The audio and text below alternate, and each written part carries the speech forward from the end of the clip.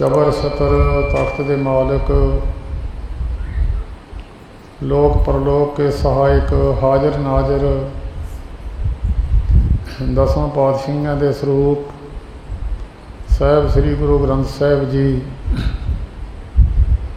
तिन्हां दे पवित्र चरनां विच बैठ के महापुरुषों के पवित्र स्थान पवित्र धरती ते बैठ के संग्राम का पवित्र दिहाड़ा मनाउण वास्ते जिन्हां जिन्हां गुरमुखां नूं सुभाग प्राप्त होया है, उन्हां दे वड्डे भाग हन। वैसे तो गुरुद्वारियां विच सारे पिंडां विच महीने का नाम संगत सुन लैंदी है, लाभ है। कन पवित्र ने गुरु ग्रंथ साहिब जी के रसना तो नाम सुनिया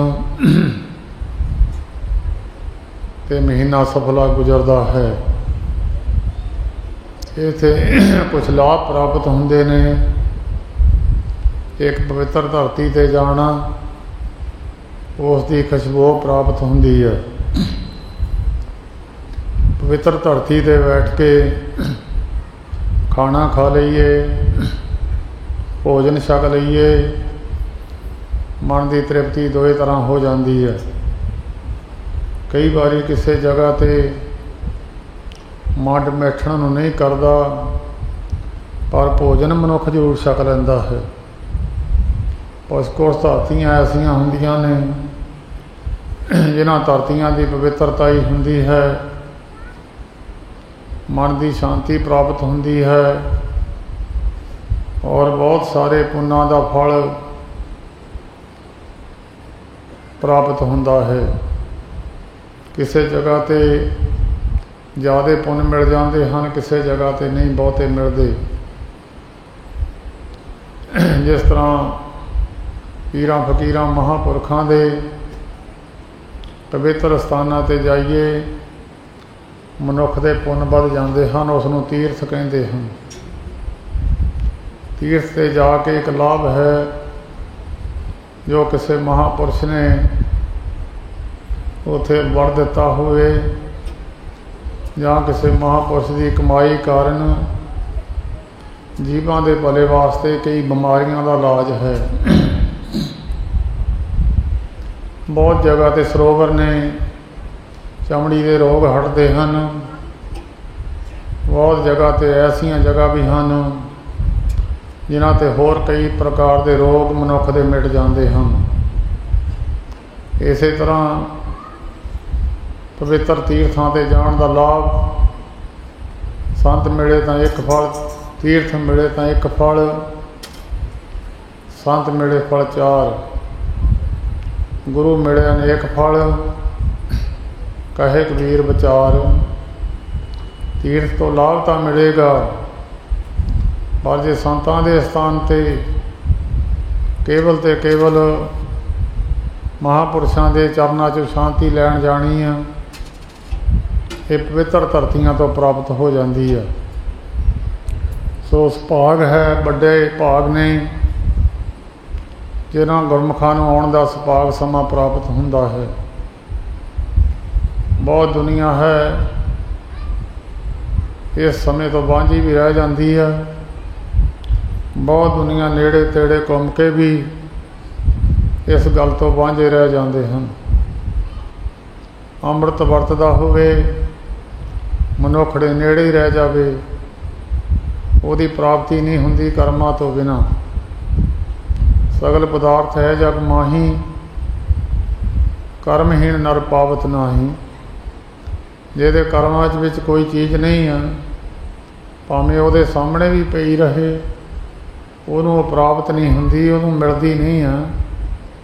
उहदी दृष्टि विच वो वस्तु आउंदी नहीं है। जिन्हां दे कर्म बुलंद हुंदे हन, जिन्हां दे कर्मां विच वस्तु पई हुंदी है, वो वस्तु उन्हां दे भाग विच हुंदी है, उहदी प्राप्ति कर जांदे है। इस करके अपने अपने कर्म बनाने पैंदे आ। ਜਿਹੜੇ ਤੀਰਥਾਂ 'ਤੇ ਜਾ ਕੇ ਕਰਮ ਬਣ ਜਾਂਦੇ ਆ। ਮਨੁੱਖ ਚੱਲ ਕੇ ਜਾਂਦਾ ਹੈ, ਪੈਰਾਂ ਦਾ ਪੁੰਨ ਬਣ ਜਾਂਦਾ ਹੈ, ਜਾ ਕੇ ਗੁਰੂ ਦੀ ਗੱਲ ਸੁਣਦਾ ਹੈ। ਗੁਰੂ ਦੀ ਗੱਲ ਸੁਣਨ ਦੇ ਨਾਲ ਮਨ ਦੀ ਪਵਿੱਤਰਤਾ ਹੀ ਹੁੰਦੀ ਹੈ। ਨਿੰਦਿਆ ਨਹੀਂ ਸੁਣਨੀ, ਕੇਵਲ ਗੁਰੂ ਦੀ ਸਿਫਤ ਸੁਣ ਕੇ। ਆਮ ਤੌਰ 'ਤੇ ਬਹੁਤ ਸਾਰੇ ਲੋਕ ਨਿੰਦਿਆ ਕਰਨ ਲੱਗ ਜਾਂਦੇ ਤੀਰਥਾਂ 'ਤੇ, ਉਹਦਾ ਨੁਕਸਾਨ ਵੀ ਜ਼ਿਆਦਾ ਹੋ ਜਾਂਦਾ ਹੈ। ਤੀਰਥ ਸਥਾਨ 'ਤੇ ਜਾ ਕੇ ਮਹਾਂਪੁਰਖਾਂ ਦੇ ਦੱਸਣ ਮੁਤਾਬਕ ਜੇ ਕੋਈ ਘਰ ਦਾਨ ਕਰਦਾ ਹੈ 10 ਗੁਣਾ ਵਾਧਾ ਹੁੰਦਾ ਹੈ। ਅਗਰ ਤੀਰਥਾਂ 'ਤੇ ਜਾ ਕੇ ਪਵਿੱਤਰ ਧਰਤੀਆਂ 'ਤੇ ਦਾਨ ਕਰਦਾ ਤਾਂ 70 ਗੁਣਾ ਦਾ ਵਾਧਾ ਹੁੰਦਾ ਹੈ। ਪਰ ਜੇ ਅਗਰ ਉੱਥੇ ਜਾ ਕੇ ਪਾਪ ਕਰਮ ਦੀ ਇੱਛਾ ਹੈ ਤਾਂ 70 ਗੁਣਾ ਪਾਪ ਵੀ ਵੱਧ ਜਾਂਦਾ ਹੈ। ਇਸ ਕਰਕੇ ਤੀਰਥਾਂ 'ਤੇ ਜਾਣ ਦਾ ਲਾਭ ਗੁਰੂ ਤੇਗ ਬਹਾਦਰ ਸਾਹਿਬ ਜੀ ਨੇ ਆਪਣੀ ਪਵਿੱਤਰ ਬਾਣੀ ਵਿੱਚ ਜ਼ਿਕਰ ਕੀਤਾ ਹੈ। ਤੀਰਥ ਵਰਤ ਅਰਦਾਨ ਕਰ, ਮਨ ਮੈਂ ਧਰੇ ਗੁਮਾਨ, ਨਾਨਕ ਨਿਹਫਲ ਜਾਤ ਤੇ ਜਿਉ ਪਹੁੰਚਰ ਇਸਨਾਨ। ਤੀਰਥਾਂ 'ਤੇ ਜਾਣ ਦਾ ਲਾਭ ਹੈ, ਵਰਤ ਰੱਖਣ ਦਾ ਲਾਭ ਹੈ। ਮਤ ਭੁਲੇਖਾ ਕੋਈ ਕਿਸੇ ਨੂੰ ਰਹਿ ਜਾਵੇ, ਵਰਤ ਐਵੇਂ ਹੀ ਰੱਖੇ ਜਾਂਦੇ ਨਹੀਂ। ਗੁਰਮੁਖੋ, ਬਾਣੀ ਵਿੱਚ ਕੋਈ ਗੱਲ ਐਵੇਂ ਹੀ ਨਹੀਂ ਲਿਖ ਦਿੱਤੀ। ਦਾਨ ਕਰਨ ਦਾ ਲਾਭ ਹੈ। ਜੇ ਇਹਨਾਂ 3 ਚੀਜ਼ਾਂ ਦਾ ਲਾਭ ਹੈ, ਕਬੀਰ ਸਾਹਿਬ ਕਹਿੰਦੇ ਉਹਨਾਂ ਪੁਰਖਾਂ ਨੂੰ ਇਹ ਚੀਜ਼ ਨਹੀਂ ਮਿਲਦੀ ਜਿਹੜੇ ਕੁਛ ਚੀਜ਼ਾਂ ਗੁਰੂ ਗ੍ਰੰਥ ਸਾਹਿਬ ਵਿੱਚ ਵਰਜਿਤ ਕੀਤੀਆਂ ਹਨ। ਵਰਜਿਤ ਕੀਤੀਆਂ ਕਬੀਰ ਸਾਹਿਬ ਨੇ ਲਿਖਿਆ, ਭਾਂਗ ਮਾਛਲੀ ਸੁਰਾ ਪਾਨ, ਜੋ ਜੋ ਪ੍ਰਾਣੀ ਖਾਏ। ਭਾਂਗ ਸਾਰੇ ਨਸ਼ੇ, ਮਛਲੀ ਸਾਰੇ ਮਾਸ, ਜਿਹੜੇ ਕਹਿੰਦੇ ਹੈ ਵੈਜੀਟੇਰੀਅਨ ਹੈ। ਭਾਂਗ ਮਾਛਲੀ ਸੁਰਾ ਪਾਨ, ਸੁਰਾ ਕਹਿੰਦੇ ਸ਼ਰਾਬ ਨੂੰ। ਜੋ ਜੋ ਪ੍ਰਾਣੀ ਖਾਏ, ਜਿਹੜਾ ਇਹਨਾਂ ਦੀ ਵਰਤੋਂ ਕਰਦਾ ਹੈ। ਤੀਰਥ ਵਰਤ ਅਰਦੇਮ ਕੀਏ, ਸਭੈ ਰਸਾ ਤਲ ਜਾਏ। ਉਹਨਾਂ ਦੇ ਤੀਰਥਾਂ ਦਾ ਜਾਣਾ ਨਿਸਫਲ, ਅਤੇ ਜਿਹੜਾ ਉਹਨਾਂ ਨੇ ਵਰਤ ਜਾਂ ਨਿਯਮ ਨਿਤਨੇਮ ਕਰਦੇ ਆ ਉਹ ਸਾਰਾ ਐਵੇਂ ਹੀ ਚਲੇ ਜਾਵੇਗਾ। ਇਹ ਗੁਰੂ ਗ੍ਰੰਥ ਸਾਹਿਬ ਜੀ ਦਾ ਵਚਨ ਹੈ। ਮਤ ਕੋਈ ਭੁਲੇਖਾ ਰਹਿ ਜਾਵੇ, ਕਿਸੇ ਬੰਦੇ ਦਾ ਵਚਨ ਨਹੀਂ। ਜਿਨ੍ਹਾਂ ਦੇ ਅੰਦਰੋਂ ਤੱਤ ਗਿਆਨ ਉੱਠਿਆ ਹੈ ਉਹਨਾਂ ਦਾ ਵਚਨ ਹੈ। ਇਸ ਕਰਕੇ ਜਿਸ ਤਰ੍ਹਾਂ ਡਾਕਟਰ ਹੈ ਦਵਾਈ ਦਿੰਦਾ ਹੈ, ਉਹ ਪਰਹੇਜ਼ ਨਾਲ ਦੱਸਦਾ ਹੈ। ਜੇ ਪਰਹੇਜ਼ ਨਾ ਕੀਤਾ ਜਾਵੇ ਬਿਮਾਰੀ ਕਾਬੂ ਵਿੱਚ ਨਹੀਂ ਆਉਂਦੀ। ਇਸੇ ਤਰ੍ਹਾਂ ਜੇ ਮਨ ਦੀ ਸ਼ੁੱਧੀ ਕਰਨੀ ਆ, ਆਪਣੇ ਜੀਵਨ ਦੇ ਵਿੱਚ ਪੁੰਨ ਵਧਾ ਕੇ ਮਹਾਂਪੁਰਸ਼ਾਂ ਦੇ ਨੇੜੇ ਜਾਣਾ ਹੈ, ਤਾਂ ਉਹਦੇ ਨਾਲ ਪਰਹੇਜ਼ ਦੱਸਿਆ ਕਿ ਇਹ ਪਰਹੇਜ਼ ਕਰਕੇ ਤੂੰ ਫਲਾਣੀ ਜਗ੍ਹਾ 'ਤੇ ਪਹੁੰਚ ਸਕਦਾ ਹੈ। ਝੂਠ ਛੱਡਣਾ ਪਵੇਗਾ, ਝੂਠ ਛੱਡਣੀ ਪਵੇਗੀ, ਕਿਸੇ ਦਾ ਹੱਕ ਖਾਣਾ ਬੰਦ ਕਰਨਾ ਪਵੇਗਾ। ਇਹ ਬਹੁਤ ਸਾਰੀਆਂ ਗੱਲਾਂ ਵਿਚਾਰਨਯੋਗ ਨੇ। ਗੁਰੂ ਗ੍ਰੰਥ ਸਾਹਿਬ ਜੀ ਦੇ ਵਿੱਚ ਸਾਰੀਆਂ ਜਿਹੜੀਆਂ ਵਰਜਿਤ ਕੀਤੀਆਂ ਨੇ। ਫਿਰ ਮਨੁੱਖ ਨੂੰ ਤੀਰਥਾਂ 'ਤੇ ਜਾਣ ਦਾ ਲਾਭ ਹੈ। ਜੇ ਮਨੁੱਖ ਇਹਨਾਂ ਗੱਲਾਂ 'ਤੇ ਪਹਿਰਾ ਨਹੀਂ ਦਿੰਦਾ, ਕੇਵਲ ਅਤੇ ਕੇਵਲ ਤੀਰਥਾਂ 'ਤੇ ਹੀ ਜਾਂਦਾ ਹੈ, ਗੁਰੂ ਦਾ ਵਚਨ ਨਹੀਂ ਮੰਨਦਾ, ਗੁਰੂ ਦੇ ਕਹੇ ਮੁਤਾਬਕ ਪਰਹੇਜ਼ ਨਹੀਂ ਕਰਦਾ, ਆਪਣੇ ਇੰਦਰੀਆਂ ਦਾ ਸੰਜਮ ਨਹੀਂ ਕਰਦਾ, ਉਹਨੂੰ ਕਿਸੇ ਪਦਾਰਥ ਦੀ ਪ੍ਰਾਪਤੀ ਜਾਂ ਕੋਈ ਮਤ ਭੁਲੇਖਾ ਰਹਿ ਜਾਵੇ, ਧਾਰਮਿਕ ਪੱਖ ਵਿੱਚ ਤਰੱਕੀ ਕਰ ਜਾਵੇ, ਇਹ ਭੁਲੇਖਾ ਨਾ ਰਹਿ ਜਾਵੇ ਕਿਸੇ ਨੂੰ। ਗੁਰਬਾਣੀ ਸਾਂਝਾ ਉਪਦੇਸ਼ ਹੈ, ਕੇਵਲ ਸਿੱਖ ਧਰਮ ਵਾਸਤੇ ਨਹੀਂ, ਸਾਰੀ ਕੌਮ ਵਾਸਤੇ, ਸਾਰੀ ਮਨੁੱਖ ਜਾਤੀ ਵਾਸਤੇ ਗਿਆਨ ਹੈ। ਇਹਨਾਂ ਮਨੁੱਖਾਂ ਦੇ ਅੰਦਰ ਜਪ ਤਪ ਸੰਜਮ ਜਪ ਹੈ। ਗੁਰਮੁਖੋ, ਜੀਵ ਦੇ ਨਾਲ ਸ਼ੁਭ ਪਰਮੇਸ਼ਰ ਦੀ ਸਿਫਤ ਕਰਨੀ, ਇਹਨੂੰ ਕਹਿੰਦੇ ਜਪ। ਉਹਦੀ ਬਾਣੀ ਪੜ੍ਹਨੀ ਹੈ, ਜੀਵ ਨਾਲ ਉਹਦੇ ਗੁਣ ਗਾਉਣੇ ਹਨ। ਗੁਰਬਾਣੀ ਗਾਵੋ ਭਾਈ, ਸਫਲ ਸਦਾ ਸੁਖਦਾਈ। ਗੁਰਬਾਣੀ ਗਾਉਣ ਨਾਲ ਜੀਵ ਸਫਲੀ ਹੁੰਦੀ ਹੈ, ਉਹਦੇ ਨਾਲ ਮਨ ਪਵਿੱਤਰ ਹੁੰਦਾ ਹੈ। ਜਿਹੜਾ ਮਨੁੱਖ ਬਾਣੀ ਨਹੀਂ ਪੜ੍ਹਦਾ, ਉਹ ਜੇ ਕਹੇ ਵੀ ਮੈਂ ਬਾਣੀ ਤੋਂ ਬਿਨਾਂ ਹੀ ਅੱਗੇ ਪਹੁੰਚ ਜਾਊਂਗਾ, ਮਤ ਭੁਲੇਖਾ ਰਹਿ ਜਾਵੇ। ਧਰਮ ਦੀ ਪਹਿਲੀ ਪੌੜੀ ਇਹ ਹੈ ਜਪ, ਦੂਜੀ ਪੌੜੀ ਹੈ ਤਪ। ਪਿਛਲਿਆਂ ਸਮਿਆਂ ਵਿੱਚ ਤਪ ਤਪੱਸਿਆ ਸਾਧੂ ਮਹਾਤਮਾ ਜੰਗਲਾਂ ਵਿੱਚ ਜਾ ਕੇ ਧੂਣੀਆਂ ਤਾਪਦੇ ਸਨ। ਔਖੇ ਹੋ ਕੇ ਜੰਗਲਾਂ ਵਿੱਚ ਕਈ ਬੜੇ ਬੜੇ ਮਹਾਤਮਾ ਆਪਣੇ ਕੇਸ ਬੰਨ੍ਹ ਕੇ ਤਪੱਸਿਆ ਕਰਦੇ ਸਨ, ਨੀਂਦ ਨਾ ਆ ਜਾਵੇ। ਕਈ ਮਹਾਤਮਾ ਕਿਸੇ ਤਰ੍ਹਾਂ ਸਰੀਰ ਨੂੰ ਔਖਾ ਕਰਕੇ ਇਹਦੇ ਨਾਲ ਕਮਾਈ ਕਰਦੇ ਸਨ। ਉਹਨੂੰ ਕਹਿੰਦੇ ਹਨ ਤਪ। ਗੁਰੂ ਨਾਨਕ ਦੇਵ ਮਹਾਰਾਜ ਨੇ ਤਪ ਜਪ ਤਾਂ ਦੱਸਿਆ, ਭਾਈ ਬਾਣੀ ਪੜ੍ਹ ਲਓ। ਤਪ ਦੱਸਿਆ ਹੈ ਕਿ ਤੁਸੀਂ ਗੁਰੂ ਘਰ ਦੀ ਸੇਵਾ ਕਰ ਲਓ। ਇਹ ਨਹੀਂ ਹੈ ਗੁਰਦੁਆਰੇ ਜਾ ਕੇ ਜਿੱਥੇ ਵੀ ਧਾਰਮਿਕ ਪੱਖ ਹੈ, ਕੋਈ ਮੰਦਰ ਹੈ, ਕੋਈ ਮਸੀਤ ਹੈ, ਗੁਰੂ ਦੀ ਸੇਵਾ ਹੋਵੇ, ਨਿਸ਼ਕਾਮਤਾ ਨਾਲ ਹੋਵੇ। ਉਹਨੂੰ ਕਹਿੰਦੇ ਤਪ। ਸਰੀਰ ਨੂੰ ਔਖਾ ਕਰਨਾ, ਔਖੇ ਕਰਕੇ ਸਰੀਰ ਨੂੰ ਭਾਈ ਸੇਵਾ ਕਮਾਉਣੀ, ਇਹਨੂੰ ਕਹਿੰਦੇ ਤਪ। ਤੀਜਾ ਹੈ ਸੰਜਮ। ਸੰਜਮ ਹੈ ਜੀਵ ਨੂੰ ਸਵਾਦਾਂ ਦੇ ਪੱਖੋਂ ਤੋਂ ਰੋਕਣਾ। ਜਿਹੜੀ ਚੀਜ਼ ਗੁਰੂ ਨੇ ਵਰਜਿਤ ਕੀਤੀ ਹੈ ਉਹ ਛੱਡਣੀ ਹੈ। ਜਿਹੜੀ ਚੀਜ਼ ਗੁਰੂ ਨੇ ਖਾਣ ਵਾਸਤੇ ਹੁਕਮ ਕੀਤਾ ਉਹ ਖਾਣੀ ਹੈ। ਜਿਹੜੀ ਗੱਲ ਤੋਂ ਗੁਰੂ ਨੇ ਰੋਕਿਆ ਹੈ, ਜੀਵ ਝੂਠ ਤੋਂ ਰੋਕੀ ਹੈ। ਅੱਖ ਜਿਹੜੀ ਹੈ ਬੁਰੇ ਸਰੂਪ ਦੇਖ ਕੇ ਅੰਦਰ ਮੰਦ ਭਾਵਨਾ ਮਨ ਦੇ ਅੰਦਰ ਜਾਗਣੀ, ਉੱਥੋਂ ਰੋਕਿਆ ਹੈ। ਕੰਨ ਨੂੰ ਨਿੰਦਿਆ ਸੁਣਨੇ ਤੋਂ ਰੋਕਿਆ ਹੈ। ਇਸੇ ਤਰ੍ਹਾਂ ਇਹ ਸਾਰੀਆਂ ਗੱਲਾਂ ਇਹਨੂੰ ਕਹਿੰਦੇ ਸੰਜਮ। ਇੰਦਰੀਆਂ ਦਾ ਸੰਜਮ। 2 ਘੰਟੇ ਨਿਤਨੇਮ ਕਰਕੇ ਜੇ 18 ਘੰਟੇ ਲੋਕਾਂ ਦੀ ਨਿੰਦਿਆ ਚੁਗਲੀ ਕਰਨੀ ਆ, ਇਹਨੂੰ ਸੰਜਮ ਨਹੀਂ ਕਹਿੰਦੇ। ਸੰਜਮ ਹੈ ਜਪ ਤਪ ਸੰਜਮ। ਚੌਥੀ ਜਗ੍ਹਾ 'ਤੇ ਧਰਮ ਖੜਦਾ ਹੈ। ਜੇ ਕਿਸੇ ਨੇ ਅੰਮ੍ਰਿਤ ਛਕਿਆ ਹੈ, ਕੋਈ ਮਾੜੀ ਗੱਲ ਨਹੀਂ ਆ। ਉਹਦੇ ਵਿੱਚ 3 ਗੁਣ ਹੋਣੇ ਜ਼ਰੂਰੀ ਹੈ, ਤਾਂ ਉਹ ਧਰਮ ਦੀ ਪੌੜੀ 'ਤੇ ਹੈ। ਜੇ ਉਹ ਕਿਸੇ ਦਾ ਹੱਕ ਖਾਂਦਾ ਤਾਂ ਵੀ ਧਰਮ ਦੀ ਪੌੜੀ 'ਤੇ ਨਹੀਂ ਹੈ। ਸੇਵਾ ਸਾਧ ਨਾ ਜਾਣਿਆ ਹਰਿ ਰਾਇਆ।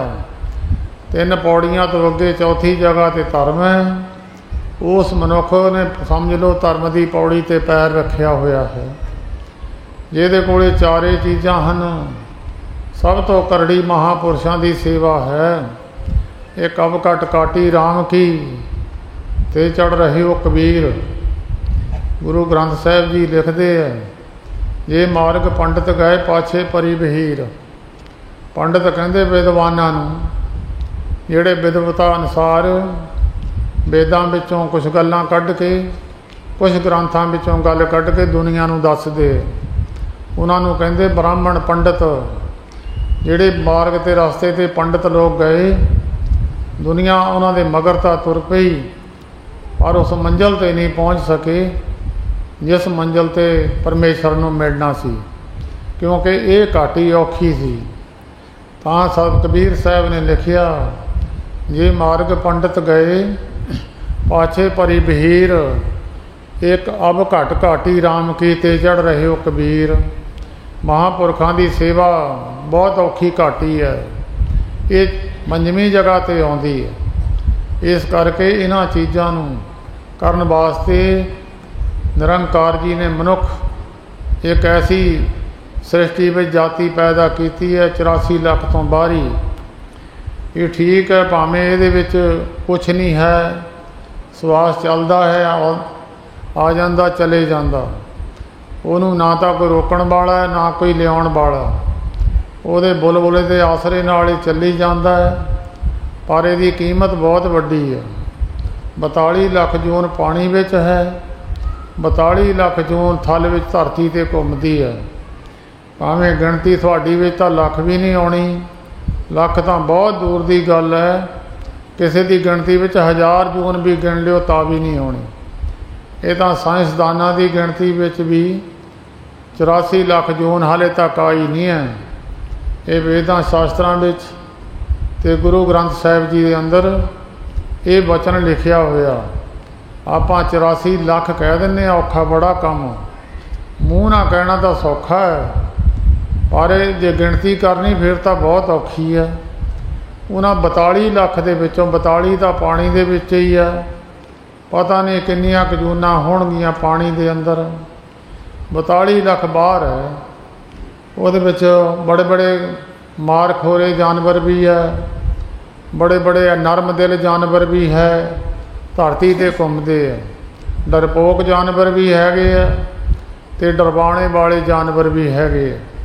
वो कोई किसी नूं मार के खाई जाता है, कोई किसी नूं मार के खांदा है। जे कोई जीव किसी नूं मार के खांदा उहदा पाप नहीं बनदा, क्योंकि उहदी खुराक बनाई है, उहदी खुराक बनाई है। जे उहदा पाप नहीं बनदा तां उहदा किसी नूं फड़ के छड्ड देना ते पुण्य भी नहीं बनदा।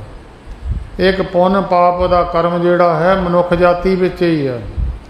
जे किसी दे दया करदा, किसी दी जान बख्श दिंदा, जां किसी नूं भाई मरदे दे मूँह च पानी पा दिंदा, जां किसी नूं होर सुख देण दा यतन करदा, उहदा पुण्य बन जांदा।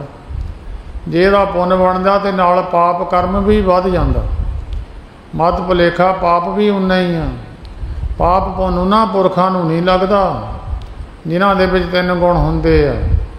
एक तां मन दे उत्ते बुरा भाव खत्म कर देना, ये किसी मिरले मनुख दे अंदर गल होवेगी कि अंदर दे अंदरों मन दे अंदरों हरेक बंदे दे प्रति, जानवर प्रति बुरा भाव अंदरों खत्म कर देना। तकरीबन कई बारी आपां मूँह तो अगले नाल अफसोस ਜ਼ਾਹਰ करते हैं, पर अंदरों मन अफसोस विच नहीं हुंदा, खुशी हुंदा है। वो केवल ते केवल लोकाचारी, इहनूं कहंदे मन होर मुख होर, से कांढे कच्चे आ, वो कच्चियां दी गिणती विच है। जिहड़ा अंदरों भी उही गल है, मूँह तो भी तां अंदर भी, उहनूं ब्रह्म ਗਿਆਨੀ ਦਾ दर्जा। मन साचा मुख साचा सोए, अबर न पेखा एक सबिन कोए, नानके लक्षण ब्रह्म ਗਿਆਨੀ होए। ते दूजे पासे जिन्हां नूं पाप पुण्य नहीं लगदा, उन्हां दे मन दे उत्तों ये भावना खत्म हो जाती है, किसी दा बुरा सोचना, मन अपने ते बुरा मिटाना। पेखै सगल सृष्ट साजना, सारी सृष्टि विच साजणहार परमेश्वर नूं देखना। कीड़ा है, कीड़ी तो लैके हाथी तक, ਉਹਦੇ ਵਿੱਚ परमेश्वर ਨੂੰ जानना। जे कोई जीव जंतु मर गया समझ लो परमेश्वर मर गया। जे कोई कुत्ता कबीर साहब दीयां रोटियां चक के लै गया तो उन्होंने परमेश्वर मन के मगर वो घे लैके चलेगा। हरेक दे अंदर नामदेव जी ने एक प्रेत की जोन में उन्होंने परमेश्वर मन लिया। इस तरह भाई सारी सृष्टि जिन्नी साजी है ਉਹਦੇ ਵਿੱਚ ਕਰਨਹਾਰ परमेश्वर ਨੂੰ जानना। मन अपने ते बुरा मिटाना। पेखै सगल सृष्ट साजना, सुख दुख जन समदृष्टेता। ਇਹਨੂੰ दुख तो सुख बराबर है, सारी दुनिया ਨੂੰ बराबर नहीं। सुख वेले ਆਪਾਂ बहुत खुशी मनाउने हैं, ज़्यादा खुशी हो जाने हैं। जब दुख ਹੁੰਦਾ फिर ज़्यादा दुख मनाया जाता। ये गल तो उपर होवे। सुख दुख जन समदृष्टेता, नानक पाप पुण्य नहीं ले पा। ਉਹਨੂੰ ਤੇ पाप भी नहीं तो पुण्य भी नहीं। जे ਉਹ हज़ारां लोगों ਨੂੰ रोटी खिला देवे ਉਹਦਾ पुण्य नहीं बनता। जे ਉਹ 1000 ਬੰਦੇ ਨੂੰ मार देवे ਉਹਦਾ पाप नहीं बनता। एक गऊ ਦੇ मारन ਦਾ पाप 100 गऊ मार दईए तो एक बंदे का पाप बनता। बड़ा बड़ा पाप है। हरेक जीव के मारन का पाप है। तो द्वापर युग के अंदर व्यास जी दुर्वासा ऋषि जी के श्राप के नाल 56 करोड़ जात मर गया। कितना बड़ा पाप होगा। पर गुरमुखो पाप नहीं बनया, क्योंकि उन्होंने पुण्य भी नहीं था बनते। ਉਹਦਾ पाप नहीं बनया तो पुण्य भी नहीं बनया। तो जे ब्रह्म ਗਿਆਨੀ हज़ारा पर उपकार करता है तो वह पुण्य का भी नहीं है, कि उन्होंने पुण्य भी नहीं मिलना। इस करके पुण्य पाप जिहड़े आ वो सानू थानू लगदे आ। सानू थानू इन्हां गल्लां तो बचाउण वास्ते महापुरुषां ने, पीरां ने, अवतारां ने ग्रंथ साज दिते, ग्रंथ लिख दिते, अंदरों तत्त ज्ञान कढ़ दिता। इन्हां चीज़ां तो किद्दां बचना, किद्दां संसार विच रहना, किद्दां संसार अंदर विचरना, किन्हां मनुखां नाल मिलना, किन्हां नाल नहीं मिलना, किहड़ी चीज़ खानी किहड़ी नहीं खानी, किहड़ी चीज़ दे नाल पाप कर्म बनदा, किहदी नाल पुण्य बनदा। ये सारियां गल्लां सानू समझाउण वास्ते ग्रंथां विच जिक्र कीता।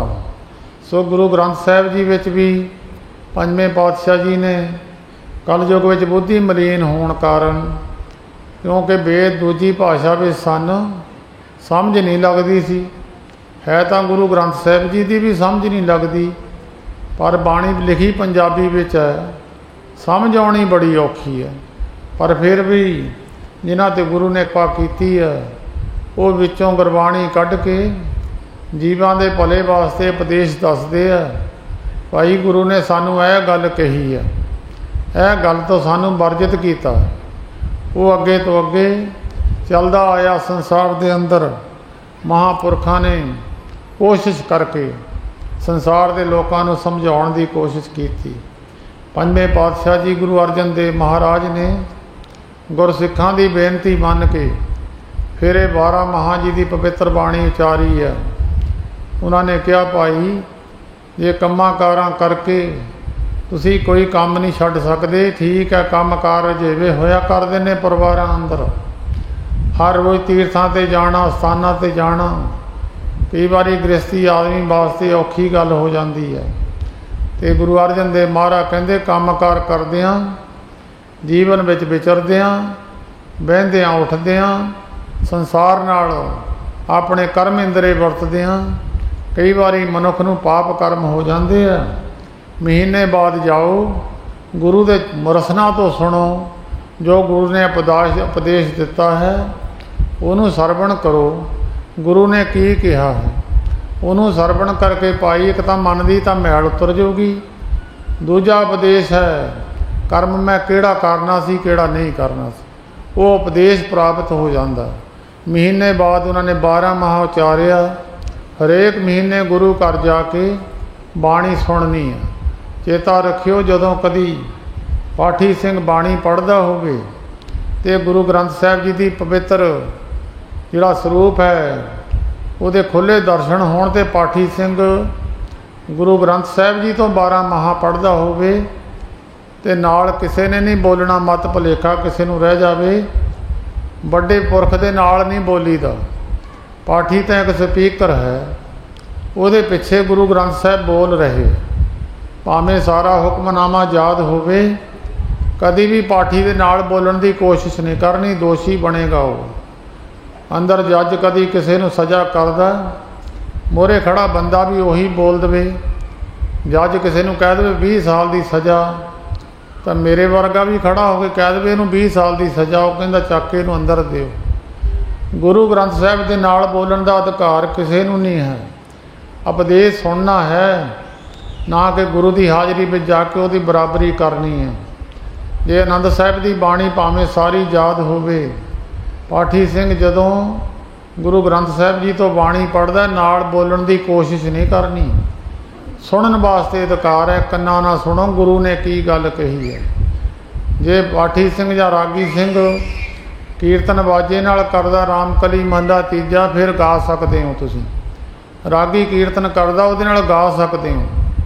जदों गुरु ग्रंथ साहिब जी तो पाठी पाठ करदा उहदे नाल बोल नहीं सकते, बहुत सारे बोलण लग जाते हैं, उन्होंने इस गल का ज्ञान नहीं है, वो दोषी पक्के बन जाते हैं। हुक्मनामा भावें सारा ही कंठ होवे, नाल नहीं बोलीदा। अरदास दे विच भी रासीए ने कह दिता बोलो जी, सारिਆਂ ने मगर कह दिता वाहिगुरू, तो वो मगर अरदासीए दे नाल भी बोलण का अधिकार नहीं है किसी नूं। केवल ते केवल खड़े होकर सुनन की गल है। सुनिया करो कन्नां दे नाल, जीभ ना बोलण की कोशिश ना करिया करो। बाकी हदायत है बाणी गाउण दी, गुरु ग्रंथ साहिब की हाज़री च गा लिया करो। जे रागी गाउंदा तुसीं भी नाल गा लो, ये कोई बड़ी गल नहीं है। उहदा गाउण की हदायत है, गुरबाणी गावो भाई, संत जना मिल हर जस गायो। गाउण का अधिकार तो है, गुरु दे नाल बोलण का अधिकार नहीं है। ये बहुत लोगों को भुलेखा। एक गल होर भी चेते रखियो, मैनूं बहुतियां नूं समझाउणा पिया। ये कदी किते बड़े नूं अपने तो बड़े नूं मत्था टेकीए तो फतेह नहीं बुलाई दी, जे फतेह बुलाईए तो उन्होंने मत्था नहीं टेकीदा। ये भी विद्वानां ने दुनिया पुठे पासे नूं तोड़ दिती। जिहड़ा फतेह है बराबर दे दी फतेह, आगे सिंह जो देखण पावै, वाहिगुरू जी की फतेह बुलावै। ਜਿਹੜਾ ਅੱਗੇ ਬਰਾਬਰ ਦਾ ਉਹਨੂੰ ਫਤਿਹ ਬੁਲਾਓ, ਤੁਹਾਨੂੰ ਬੁਲਾਵੇ। ਜਿਹੜਾ ਮੇਰੇ ਤੋਂ ਵੱਡਾ ਹੈ ਉਹਦੇ ਗੋਡੀ ਹੱਥ ਪੈਰੀਂ ਪੈਣਾ, ਮੱਥਾ ਟੇਕਣਾ ਜਾਂ ਸਤਿ ਸ੍ਰੀ ਅਕਾਲ ਹੈ, ਉਹ ਛੋਟੇ ਵੱਡੇ ਨੂੰ ਬੁਲਾਈ ਜਾ ਸਕਦੀ ਹੈ। ਇਹ ਬਹੁਤ ਸੰਗਤਾਂ ਨੂੰ ਅਗਿਆਨਤਾ ਹੈ, ਬਹੁਤਿਆਂ ਪਤਾ ਨਹੀਂ। ਕਈਆਂ ਨੇ ਚੋਲੇ ਵੀ ਪਾਏ ਆ, ਉਹ ਵੀ ਨਾਲੇ ਫਤਿਹ ਬੁਲਾਈ ਜਾਂਦੇ ਨਾਲੇ ਮੱਥਾ ਟੇਕੀ ਜਾਂਦੇ। ਇਹ ਚੇਤਾ ਰੱਖਿਓ ਸਾਰੇ। ਛੋਟੇ ਛੋਟੇ ਬੱਚਿਆਂ ਨੂੰ ਫਤਿਹ ਸਿਖਾਲ ਦਿੱਤੀ। ਛੋਟੇ ਛੋਟੇ ਬੱਚਿਆਂ ਨੂੰ ਅਸ਼ੀਰਵਾਦ ਕਿਹਨੇ ਦੇਣੀ ਆ? ਛੋਟਾ ਬੱਚਾ ਫਤਿਹ ਬੁਲਾਊਗਾ, ਮੋਰੇ ਵੱਡਾ ਫਤਿਹ ਬੁਲਾ ਦੂਗਾ। ਮਿਲਣਾ ਕੀ ਆ? ਨੂੰਹ ਸੱਸ ਨੂੰ ਕਹਿ ਦੇਵੇ ਮਾਤਾ ਪੈਰੀਂ ਪੈਣੀ, ਕਹਿੰਦੀ ਗੁਰੂ ਭਲਾ ਕਰੇ ਸਾਈਂ ਜੀਵੇ। 20 ਸੀਸਾਂ ਦਿੰਦੀ ਆ। ਜੇ ਮੋਹਰਿਓਂ ਕੁਛ ਲੈਣਾ ਤਾਂ ਫਿਰ ਫਤਿਹ ਨਹੀਂ ਬੁਲਾਉਣੀ। ਜੇ ਬਰਾਬਰ ਦੇ ਆ ਫਤਿਹ ਬੁਲਾ ਦਿਓ, ਇੱਕੋ ਜਿਹੇ ਆ ਫਤਿਹ ਬੁਲਾ ਦਿਓ। ਇਹ ਗੱਲਾਂ ਚੇਤਾ ਰੱਖਿਆ ਕਰੋ। ਕਈ ਵਾਰ ਮੈਨੂੰ ਚੇਤਾ ਭੁੱਲ ਜਾਂਦਾ, ਉਸ ਵੇਲੇ ਚੇਤੇ ਆਉਂਦੀ ਆ। ਅੱਜ ਵੀ ਮੈਂ ਕਈਆਂ ਨੂੰ ਮਿਲਿਆ, ਉਹ ਰਾਗੀ ਸਿੰਘ ਆਏਗਾ, ਨਾਲੇ ਫਤਿਹ ਬੁਲਾਤੀ ਨਾਲੇ ਮੱਥਾ ਟੇਕ ਦਿੱਤਾ। ਉਹਨੂੰ ਜਦ ਮੈਂ ਗੱਲ ਕਹੀ, ਉਹਨੂੰ ਕਿਤੇ ਨਾ ਤਾਂ ਸੁਣੀ ਹੋਣੀ, ਨਾ ਉਹਨਾਂ ਨੂੰ ਗਿਆਨਤਾ 'ਚ ਪਤਾ ਹੀ ਹੋਣਾ। ਗੁਰਮੁਖੋ, ਇਹ ਗਿਆਨ ਗੁਰੂ ਨਾਨਕ ਦੇ ਘਰ ਦਾ, ਗੁਰੂ ਨਾਨਕ ਦੇ ਘਰੋਂ ਹੀ ਮਿਲੂਗਾ। ਇਸ ਕਰਕੇ ਹੁਣ ਤਾਂ ਫਤਿਹ ਕਹਿੰਦੇ ਜਿਹੜਾ ਬੁਲਾਉਂਦਾ ਨਹੀਂ ਸਿੱਖਿਆ ਹੀ ਨਹੀਂ ਆ। ਉਹਨਾਂ ਨੂੰ ਇਹ ਨਹੀਂ ਪਤਾ ਫਤਿਹ ਤੋਂ ਪਹਿਲਾਂ ਪਹਿਲਾਂ ਵੀ ਬਹੁਤ ਕੁਛ ਹੈ। ਇਹ ਖਾਲਸੇ ਦੀ ਫਤਿਹ ਹੈ, ਝੂਠ ਨਾ ਬੋਲਦਾ ਹੋਵੇ, ਝੂਠ ਨਾ ਖਾਂਦਾ ਹੋਵੇ, ਕਿਸੇ ਦਾ ਹੱਕ ਨਾ ਖਾਂਦਾ ਹੋਵੇ। ਬਹੁਤ ਇਹ ਤਾਂ ਬੋਰੇ ਉਰੇ ਤੋਂ ਬਹੁਤ ਗੱਲਾਂ ਹੈ, ਉਹ ਗਾਹਾਂ ਸਿੱਧੇ ਹੀ ਅੱਗੇ ਚਲੇ ਜਾਂਦੇ ਆ। ਸੋ ਰਹੋ ਵਿਚਾਰ, ਸਰੀਰ ਦੇ ਇੰਦਰੇ ਹੈ, ਵੱਖ ਵੱਖ ਕਰਮ ਕਰਦੇ ਆ। ਜਦ ਤੋਂ ਜੀਵ ਪੈਦਾ ਹੋ ਗਿਆ, ਬੱਚਾ ਸੰਸਾਰ ਵਿੱਚ ਆ ਗਿਆ, ਉਹਦੀ ਜੀਭ ਵੀ ਕਰਮ ਕਰਨ ਲੱਗ ਗਈ ਅਤੇ ਬਾਕੀ ਇੰਦਰੇ ਵੀ ਕਰਮ ਕਰਨ ਲੱਗ ਗਏ। 3 ਪ੍ਰਕਾਰ ਦੇ ਕਰਮ ਦੱਸੇ ਆ ਗੁਰੂ ਗ੍ਰੰਥ ਸਾਹਿਬ ਜੀ ਦੇ ਅੰਦਰ। ਇੱਕ ਤਾਂ ਮਨ ਕਰਕੇ ਕਰਮ ਹੈ, ਇੱਕ ਜੀਭ ਕਰਕੇ, ਵਚਨ ਕਰਕੇ ਉਹ ਕਰਮ ਹੈ। ਇੱਕ ਮਨ ਦਾ ਕਰਮ ਹੈ, ਅੰਦਰੋਂ ਬੁਰਾ ਸੋਚੀ ਜਾਣਾ, ਮੈਂ ਉਹਦਾ ਬੁਰਾ ਕਿਸ ਤਰ੍ਹਾਂ ਕਰ ਦੇਵਾਂ, ਮੈਂ ਉਹਨੂੰ ਕਿਸ ਤਰ੍ਹਾਂ ਨੁਕਸਾਨ ਪਹੁੰਚਾਵਾਂ। ਇਹ ਹੁੰਦਾ ਮਨ ਕਰਕੇ ਕਰਮ। ਭਾਵੇਂ ਕਲਯੁਗ ਦੇ ਅੰਦਰ ਇਹਦਾ ਬਹੁਤਾ ਤਾਂ ਨਹੀਂ, ਦੂਜਿਆਂ ਯੁੱਗਾਂ ਦੇ ਅੰਦਰ ਜੇ ਕੋਈ ਅੰਦਰ ਚਿਤਵ ਵੀ ਲੈਂਦਾ ਸੀ ਤਾਂ ਵੀ ਉਹਨੂੰ ਇਸ ਦਾ ਪਾਪ ਕਰਮ ਦਾ ਫਲ ਭੋਗਣਾ ਪੈਂਦਾ ਸੀ। ਦੁਆਪਰ ਯੁੱਗ ਦੇ ਅੰਦਰ ਪਾਂਡਵਾਂ ਦੇ ਬਜ਼ੁਰਗ ਭੀਸ਼ਮ ਪਿਤਾਮਾ ਜੀ, ਉਹਨਾਂ ਦੇ ਪਿਤਾ ਸ਼ਾਂਤਨੂ ਦੀ ਜਿਹੜੀ ਮਾਤਾ ਘਰ ਵਾਲੀ ਸੀ, ਭੀਸ਼ਮ ਪਿਤਾਮਾ ਜੀ ਦੀ ਮਾਤਾ ਲੱਗਦੀ ਸੀ। ਉਹਦੀ ਛੋਟੀ ਉਮਰ ਸੀ, ਭੀਸ਼ਮ ਪਿਤਾਮਾ ਜੀ ਵੱਡੀ ਉਮਰ ਦੇ ਸੀ। ਉਹਦੇ 2 ਲੜਕੇ ਸਨ, ਵਿਆਹੇ ਗਏ 2 ਲੜਕੇ, ਹਾਲੇ ਸ਼ਾਦੀ ਹੋਈ ਸੀ ਉਹਨਾਂ ਦੀ। ਅਤੇ ਗੁਰਮੁਖੋ, ਜਿਹੜੀਆਂ ਗੱਲਾਂ ਨੇ ਬੜੇ ਬੜੇ ਮਨੁੱਖਾਂ ਦੇ ਮਨ ਪ੍ਰੇਰ ਦਿੰਦੀਆਂ। ਉਹ ਜਦੋਂ ਭੀਸ਼ਮ ਪਿਤਾਮਾ ਜੀ ਦੇ ਪਿਤਾ ਜੀ ਬਿਰਧ ਸਨ, ਉਹ ਚੜ੍ਹਾਈ ਕਰ ਗਏ। ਫਿਰ ਭੀਸ਼ਮ ਪਿਤਾਮਾ ਜੀ ਨੇ, ਸਿਆਣੇ ਪੁਰਖਾਂ ਦੀ ਸੋਚ ਹੁੰਦੀ ਆ, ਜਦੋਂ ਕਿਸੇ ਪੁਰਖ ਦੀ ਸੋਚ ਬਦਲਣੀ ਹੋਵੇ ਚੰਗੇ ਗ੍ਰੰਥ ਪੜ੍ਹਨੇ ਚਾਹੀਦੇ ਆ। ਮਹਾਂਪੁਰਖਾਂ ਦੇ ਗ੍ਰੰਥ ਪੜ੍ਹੋ, ਇਤਿਹਾਸ ਪੜ੍ਹੋ, ਮਹਾਂਪੁਰਖਾਂ ਦੇ ਬਚਨ ਉਹਨਾਂ ਨੂੰ ਪੜ੍ਹੋ, ਕੀ ਲਿਖਿਆ ਹੋਇਆ ਮਨ ਦੀ ਪ੍ਰੇਰਨਾ ਕਰਦੇ। ਜਦੋਂ ਮਨ ਨਾਮ ਜਪਣ ਤੋਂ ਉਦਾਸ ਹੋ ਜਾਵੇ, ਫਿਰ ਉਹਨੂੰ ਸਤ ਸੰਗ ਦੀ ਜ਼ਰੂਰਤ ਹੁੰਦੀ ਆ। ਸਤ ਸੰਗ ਹੁਣ ਇਕੱਲਾ ਮਨੁੱਖ ਤਾਂ ਰੋਜ਼ ਸੁਣ ਨਹੀਂ ਸਕਦਾ, ਉਹ ਗ੍ਰੰਥ ਪੜ੍ਹ ਲਵੇ ਚੰਗਾ, ਕੋਈ ਨਾ ਕੋਈ ਰੋਜ਼ ਸਾਖੀ ਪੜ੍ਹ ਲਵੇ, ਫਿਰ ਮਨ ਦੇ ਉੱਤੇ ਸਾਰੀ ਦਿਹਾੜੀ ਪ੍ਰਭਾਵ ਰਹਿੰਦਾ। ਭੀਸ਼ਮ ਪਿਤਾਮਾ ਜੀ ਨੇ ਮਨ 'ਚ ਵਿਚਾਰ ਕੀਤੀ, ਵੱਡੇ ਮਹਾਤਮਾ ਹੋਏ ਆ ਦੁਆਪਰ ਯੁੱਗ ਦੇ ਅੰਦਰ, ਪਾਂਡਵਾਂ ਦੇ ਵਿੱਚ ਸਭ ਤੋਂ ਵੱਧ ਕਮਾਈ ਵਾਲੇ। ਉਹਨਾਂ ਨੇ ਮਨ 'ਚ ਵਿਚਾਰ ਕੀਤੀ, ਮੇਰੀ ਮਾਤਾ ਨੌਜਵਾਨ ਹੈ, ਕਿਤੇ ਆਇਆ ਕਿਤੇ ਮਾਤਾ ਜਾਂ ਮਨ ਕਿਤੇ ਇੱਧਰ ਉੱਧਰ ਪ੍ਰੇਰਿਤ ਹੋ ਕੇ ਸਾਡੀ ਕੁਲ ਨੂੰ ਕਲੰਕਿਤ ਨਾ ਕਰ ਦੇਵੇ। ਭੀਸ਼ਮ ਪਿਤਾਮਾ ਜੀ ਨੇ ਵਿਚਾਰ ਕਰਕੇ ਆਪਣੀ ਮਾਤਾ ਜੀ ਨਾਲ ਵਿਚਾਰ ਕੀਤੀ, ਕਿਉਂਕਿ ਉਮਰ ਤਾਂ ਬਰਾਬਰ ਸੀ ਦੋਨਾਂ ਦੀ, ਪਰ ਉਹਨੇ ਫਿਰ ਵਿਚਾਰ ਕੀਤੀ, ਮਾਤਾ ਜੀ ਆਪਾਂ ਰਾਤ ਨੂੰ ਕਥਾ ਕਰਿਆ ਕਰੀਏ। ਉਹ ਕਹਿਣ ਲੱਗੀ, ਹਾਂ ਪੁੱਤ ਚੱਲ ਠੀਕ ਹੈ, ਬੜੀ ਚੰਗੀ ਗੱਲ ਹੈ। ਅਤੇ ਉਹ ਕਹਿੰਦਾ, ਮੈਂ ਗ੍ਰੰਥ ਚੰਗੇ ਚੰਗੇ ਲੈ ਆਇਆ, ਆਪ ਜੀ ਬੈਠਿਆ ਕਰੋ, ਮੈਂ ਸੁਣਾਇਆ ਕਰੂੰਗਾ। ਸਮੇਂ ਮੁਤਾਬਕ ਭੀਸ਼ਮ ਪਿਤਾਮਾ ਜੀ ਕਥਾ ਕਰਨ ਲੱਗ ਜਾਂਦੇ ਸੀ ਅਤੇ ਉਹ ਕਥਾ ਸੁਣਨ ਬਹਿ ਜਾਂਦੀ ਸੀ। ਦੋਏ ਇਕੱਲੇ ਹੀ ਹੁੰਦੇ ਸੀ ਅੰਦਰ, ਤੀਜਾ ਬੰਦਾ ਨਹੀਂ ਸੀ ਕੋਈ ਵੀ ਹੁੰਦਾ। ਉਹ ਮਾਤਾ ਜੀ ਦੇ ਦੋਏ ਭੀਸ਼ਮ ਪਿਤਾਮਾ ਦੇ ਭਰਾ ਲੱਗਦੇ, ਦੋਨਾਂ ਦੀ ਸ਼ਾਦੀ ਹੋਈ ਹੋ ਸੀ। ਜਦ ਉਹਨਾਂ ਨੇ ਰੋਜ਼ ਹਰ ਰੋਜ਼ ਕਥਾ ਕਰਨੀ, ਨਿੰਦਕ ਲੋਕਾਂ ਨੇ, ਮਾੜੀ ਸੋਚ ਵਾਲੇ ਲੋਕਾਂ ਨੇ ਉਹਨੂੰ ਜਾ ਕੇ ਭੀਸ਼ਮ ਪਿਤਾਮਾ ਜੀ ਦੇ ਜਿਹੜੇ ਭਰਾ ਸੀ ਉਹਨਾਂ ਨੂੰ ਕਿਹਾ, ਤੁਹਾਡੀ ਮਾਤਾ ਤੁਹਾਡੇ ਭਰਾ ਨਾਲ ਰਲੀਓ ਆ, ਬੁਰਾ ਕਰਮ ਕਰਦੀ ਹੈ। ਇਹ ਤੁਹਾਨੂੰ ਪਤਾ ਨਹੀਂ ਲੱਗਦਾ। ਰੋਜ਼ ਉਹ ਰਾਤ ਨੂੰ ਬੈਠਦੇ ਆ ਇਕੱਠੇ ਹੋ ਕੇ, ਉਹਨਾਂ ਦਾ ਮਨ ਪ੍ਰੇਰ ਦਿੱਤਾ। ਉਹ ਦੋਨੇ ਭਰਾਵਾਂ ਨੇ ਮਨ ਦੇ ਅੰਦਰ ਸੋਚ ਲੈ ਕੇ, ਉਹ ਦੋਏ ਭਰਾ ਮਨ ਦੇ ਅੰਦਰ ਬੁਰਾ ਚਿਤਬ ਕੇ ਅੰਦਰ ਆ ਕੇ ਲੁਕ ਕੇ ਬੈਠ ਗਏ, ਜਿੱਥੇ ਭੀਸ਼ਮ ਪਿਤਾਮਾ ਜੀ ਆਪਣੀ ਮਾਤਾ ਜੀ ਨੂੰ ਕਥਾ ਸੁਣਾਉਂਦੇ ਸੀ। ਅੰਦਰ ਲੁਕ ਕੇ ਬੈਠ ਗਏ। ਜਦੋਂ ਅਸੀਂ ਬੁਰਾ ਕਰਮ ਕਰਦੇ ਦੇਖ ਲਏ, ਅਸੀਂ ਦੋਨੇ ਹੀ ਵੱਢ ਦੇਣੇ। ਬੁਰੀ ਸੋਚ ਲੈ ਕੇ ਅੰਦਰ ਬੈਠੇ ਰਹੇ। ਬੈਠਿਆਂ ਤੋਂ ਬਾਅਦ ਗੁਰਮੁਖੋ, ਉਹ ਭੀਸ਼ਮ ਪਿਤਾਮਾ ਜੀ ਤੇ ਉਹਦੀ ਮਾਤਾ ਜਦੋਂ ਟਾਈਮ ਨਾ ਆ ਕੇ ਉਹਨਾਂ ਨੇ ਗ੍ਰੰਥ ਖੋਲ੍ਹਿਆ, ਕਥਾ ਕਰਨ ਲੱਗ ਗਏ। ਭੀਸ਼ਮ ਪਿਤਾਮਾ ਜੀ, ਉਹਨਾਂ ਦੀ ਮਾਤਾ ਕਥਾ ਸੁਣਨ ਲੱਗ ਗਈ। ਸਾਰੀ ਰਾਤ ਕਥਾ ਕਰਦਿਆਂ ਲੰਘ ਗਈ। ਉਹ ਭੀਸ਼ਮ ਪਿਤਾਮਾ ਜੀ ਕਥਾ ਕਰਦੇ ਕਰਦੇ ਵਿੱਚ ਬਚਨ ਕਰਦਿਆਂ ਕਰਨ, ਮਾਤਾ ਜੀ ਐਸਾ ਹੋਇਆ, ਫਲਾਣੇ ਮਹਾਂਪੁਰਸ਼ ਨੇ ਐਸੀ ਗੱਲ ਕਹੀ। ਉਹ ਮੋਰੇ ਪੁੱਤਰ ਕਹਿ ਕੇ ਸਾਰੀ ਰਾਤ, ਹਾਂ ਪੁੱਤ ਠੀਕ ਆ। ਸਾਰੀ ਰਾਤ ਬਚਨ ਬਲਾਸ ਚੱਲਦੇ ਰਹੇ। ਸਵੇਰ ਨੂੰ ਉਹ ਦੋਏ ਜਾਣੇ ਉੱਠੇ, ਉੱਠ ਕੇ ਬਾਹਰ ਨਿਕਲੇ। ਉਹਨਾਂ ਨੇ ਮਨ ਦੇ ਵਿੱਚ ਸੋਚਿਆ, ਬਹੁਤ ਵੱਡਾ ਕਰਮ ਹੋ ਗਿਆ, ਇਹ ਵੱਡਾ ਅਪਰਾਧ ਹੋ ਗਿਆ, ਆਪਣੀ ਮਾਂ 'ਤੇ ਸ਼ੱਕ ਕਰ ਲੈਣੀ। ਉਹ ਫਿਰ ਕਿਸੇ ਗਿਆਨਵਾਨ ਮਹਾਂਪੁਰਸ਼ਾਂ ਕੋਲ ਗਏ। ਉਹਨਾਂ ਨੇ ਕਿਹਾ, ਜੀ ਸਾਡੇ ਤੋਂ ਇੱਕ ਵੱਡਾ ਅਪਰਾਧ ਹੋ ਗਿਆ। ਉਹ ਕਹਿੰਦੇ, ਕੀ ਅਪਰਾਧ ਹੋ ਗਿਆ? ਕਹਿਣ ਲੱਗੇ, ਜੀ ਆਪਣੀ ਮਾਤਾ 'ਤੇ ਅਸੀਂ ਸ਼ੱਕ ਕਰ ਲਈ, ਅਤੇ ਆਪਣੇ ਜਤੀ ਸਤੀ ਭਰਾ 'ਤੇ ਵੀ ਸ਼ੱਕ ਕਰਕੇ ਇਹ ਸਾਡੇ ਤੋਂ ਕਰਮ ਹੋਇਆ। ਉਹ ਮਹਾਤਮਾ ਨੂੰ ਕਹਿਣ ਲੱਗੇ, ਮਹਾਰਾਜ ਸਾਡੇ ਕਰਮ ਧੋਣ ਦਾ ਫਲ ਦੱਸੋ, ਕਿੱਦਾਂ ਕਰਮ ਧੋਈਏ ਇਹ? ਉਹ ਮਹਾਤਮਾ ਕਹਿਣ ਲੱਗੇ, ਭਾਈ 7 'ਚ ਧੋਣਾ। ਕਹੇ ਪਾਪ ਕਰਮ ਬਹੁਤ ਵੱਡਾ, ਧੋਤਾ ਨਹੀਂ ਜਾਣਾ ਇਹ। ਤਾਂ ਉਹ ਕਹਿੰਦੇ, ਮਹਾਰਾਜ ਸਾਨੂੰ ਦੋਏ ਤਰੀਕੇ ਦੱਸ ਦਿਓ, ਅਸੀਂ ਦੋਏ ਅਪਣਾ ਲਵਾਂਗੇ। ਮਹਾਂਪੁਰਸ਼ ਕਹਿੰਦੇ, ਭਾਈ ਜੇ ਤਾਂ ਇੱਕ ਜਨਮ 'ਚ ਧੋਣਾ, ਪਿੱਪਲ ਸੁੱਕਾ ਕੋਈ ਜੰਗਲ ਵਿੱਚ ਦੇਖ ਲਓ।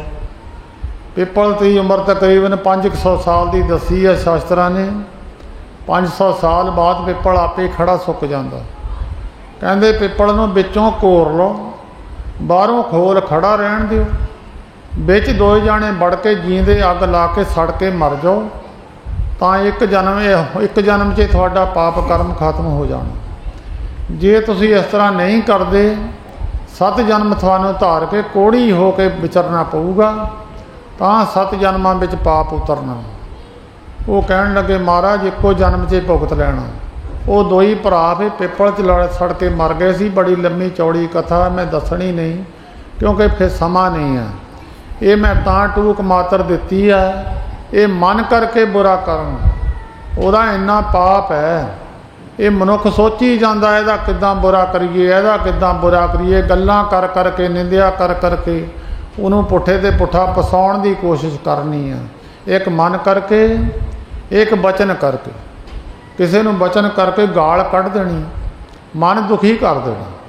ਉਹ ਮੋਹਰੇ ਭਾਵੇਂ ਨਾ ਵੀ ਬੋਲੇ, ਤਾਂ ਇੱਕ ਵਾਰ ਉਹਦਾ ਮਨ ਤਾਂ ਦੁਖੀ ਹੋ ਜਾਊਗਾ। ਫਰੀਦ ਸਾਹਿਬ ਕਹਿੰਦੇ, ਫਰੀਦਾ ਜੇ ਤਾਂ ਪ੍ਰਿਆ ਕੀ ਸਿੱਖ।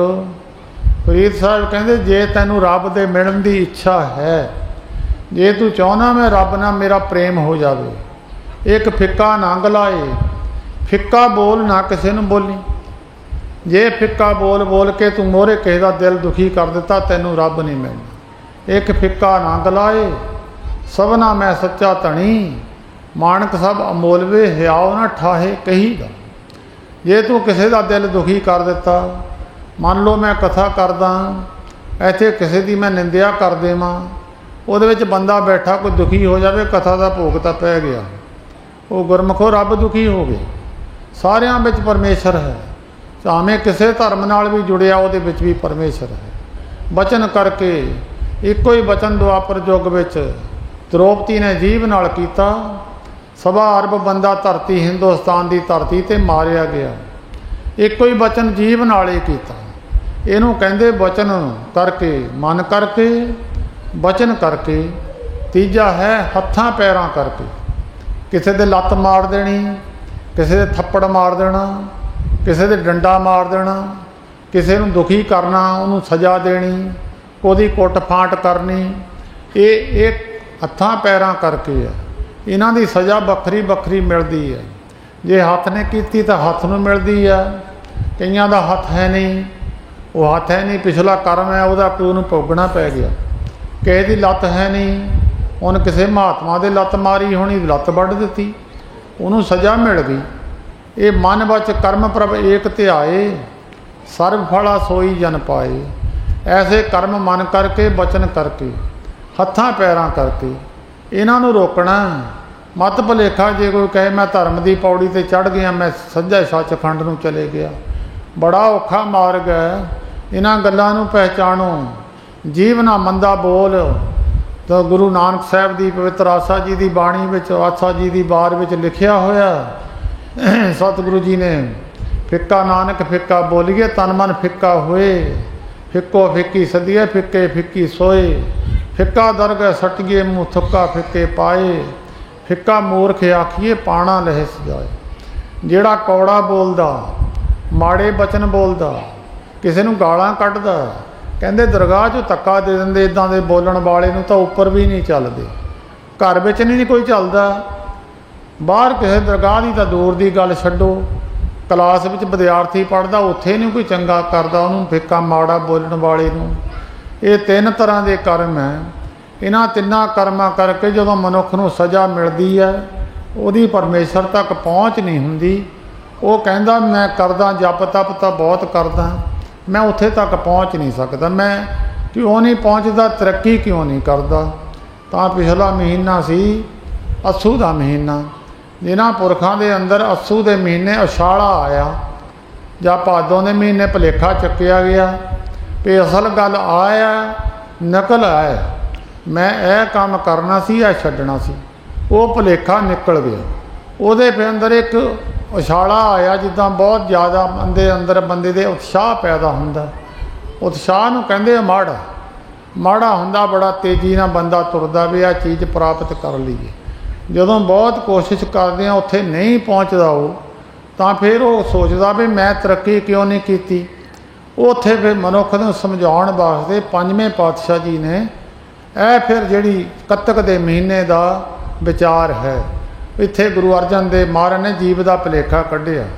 ਮਤ ਭੁਲੇਖਾ ਤੈਨੂੰ ਰਹਿ ਜਾਵੇ ਵੀ ਤੂੰ ਇੱਥੇ ਤੱਕ ਕਿਉਂ ਨਹੀਂ ਪਹੁੰਚਦਾ, ਤੇਰੇ ਕਰਮ ਨਹੀਂ ਤੈਨੂੰ ਪਹੁੰਚਣ ਦਿੰਦੇ।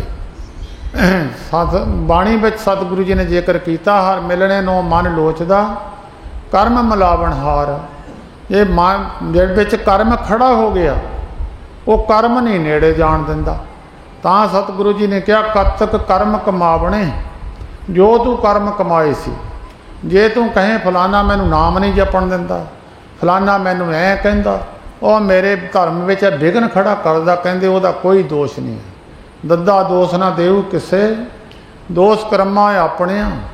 ਜੋ ਮੈਂ ਕੀਆ ਸੋ ਮੈਂ ਪਾਇਆ, ਦੋਸ਼ ਨਾ ਦੀਜੇ ਅਵਰਜਨ। ਕਿਸੇ ਦਾ ਧੀ ਪੁੱਤ ਦੁਖੀ ਕਰਦਾ, ਉਹਦਾ ਪਿਛਲਾ ਕਰਮ ਬੀਜਿਆ ਹੋਇਆ ਆਪਣਾ ਹੀ ਆਏ। ਉਹਦਾ ਮੁੰਡਾ ਮਾੜਾ ਨਹੀਂ ਹੈ, ਉਹਨੇ ਪਿਛਲਾ ਆਪਣਾ ਬੀਜ ਬੀਜਿਆ ਸੀ, ਉਹਨੂੰ ਜਾਂ ਵੱਢਣਾ ਪੈਂਦਾ, ਕੰਡੇ ਲੱਗਦੇ, ਉਹ ਦੁਖੀ ਹੁੰਦਾ। ਗੁਰਬਾਣੀ ਦੇ ਮੁਤਾਬਕ ਜੇ ਕਿਸੇ ਦੀ ਨੂੰਹ ਨਹੀਂ ਚੰਗੀ, ਕਿਸੇ ਦੀ ਸੱਸ ਨਹੀਂ ਚੰਗੀ, ਪਿਛਲਾ ਆਪਣਾ ਬੀਜਿਆ ਬੀਜ ਵੱਢ ਰਹੇ, ਇੱਥੇ ਆ ਕੇ ਬੰਦੇ ਦਾ ਮਨ ਸ਼ਾਂਤ ਹੋ ਜੂ। ਮਤ ਕੋਈ ਕਹੇ ਮੈਨੂੰ ਫਲਾਨਾ ਬੰਦਾ ਦੁੱਖ ਦਿੰਦਾ, ਮੈਨੂੰ ਫਲਾਣੇ ਨੇ ਦੁਖੀ ਕੀਤਾ, ਦੁਖੀ ਕਿਸੇ ਨੇ ਨਹੀਂ ਕੀਤਾ। ਇੱਥੇ ਕਹਿੰਦੇ ਕਤਕ ਕਰਮ ਕਮਾਵਣੇ, ਦੋਸ਼ ਨਾ ਕਾਹੂ ਜੋਗ। ਕਿਸੇ ਨੂੰ ਤੂੰ ਦੋਸ਼ ਨਾ ਦੇ, ਤੇਰਾ ਆਪਣਾ ਬੀਜਿਆ ਹੋਇਆ। ਪਰਮੇਸ਼ਰ ਤੇ ਭੁੱਲਿਆ ਵਿਆਪਣ ਸਭੇ ਰੋਗ। ਜੇ ਤੂੰ ਕਹੇ ਵੀ ਮੈਂ ਉੱਥੇ ਜਾਣਾ ਹੀ ਨਹੀਂ, ਮੈਂ ਮਾਰ ਗਈ ਛੱਡ ਦੇਣਾ, ਮੈਨੂੰ ਕੀ ਜ਼ਰੂਰਤ ਹੈ ਇੰਨਾ ਔਖਾ ਹੋਣ ਦੀ। ਕਹਿੰਦੇ ਫਿਰ ਇੱਕ ਵਾਰ ਟੁੱਟਿਆ ਪਰਮੇਸ਼ਰ ਤੇ ਭੁੱਲਿਆ ਵਿਆਪਣ ਸਭੇ ਰੋਗ। ਇੱਕ ਤਾਂ ਤਨ ਦੇ ਰੋਗ ਹੈ, ਇੱਕ ਮਨ ਦੇ ਰੋਗ ਹੈ। ਮਨ ਦੇ ਰੋਗ ਤਾਂ ਬਹੁਤ ਹੈ, ਉਹਨਾਂ ਦਾ ਇਲਾਜ ਵੀ ਨਹੀਂ ਹੁੰਦਾ। ਤਨ ਦੇ ਰੋਗਾਂ ਦਾ ਇਲਾਜ ਤਾਂ ਡਾਕਟਰ ਕਰ ਦਿੰਦੇ। ਵੱਡੇ ਵੱਡੇ ਰੋਗ ਹੈ ਤਨ ਨੂੰ, ਜਿਨ੍ਹਾਂ ਦਾ ਇਲਾਜ ਵੀ ਨਹੀਂ, ਬੇਇਲਾਜੇ ਆ, ਉਹਨਾਂ ਦਾ ਉਹ ਵੀ ਰੋਗ ਵਿਆਪ ਜੂਗਾ ਜੇ ਪਰਮੇਸ਼ਰ ਨੂੰ ਛੱਡ ਦੇਵੇ। ਕਹੇ ਮੈਂ ਤਾਂ ਮੰਨਦਾ ਹੀ ਨਹੀਂ, ਕਿਸੇ ਨਹੀਂ ਮੰਨਦਾ, ਨਾ ਮੰਨ ਭਾਈ। ਇਹ ਰੋਗ ਤੈਨੂੰ ਦੋਏ ਤਾਂ ਚਿੰਬੜਨੇ, ਮਨ ਨੂੰ ਵੀ ਤਨ ਨੂੰ ਵੀ।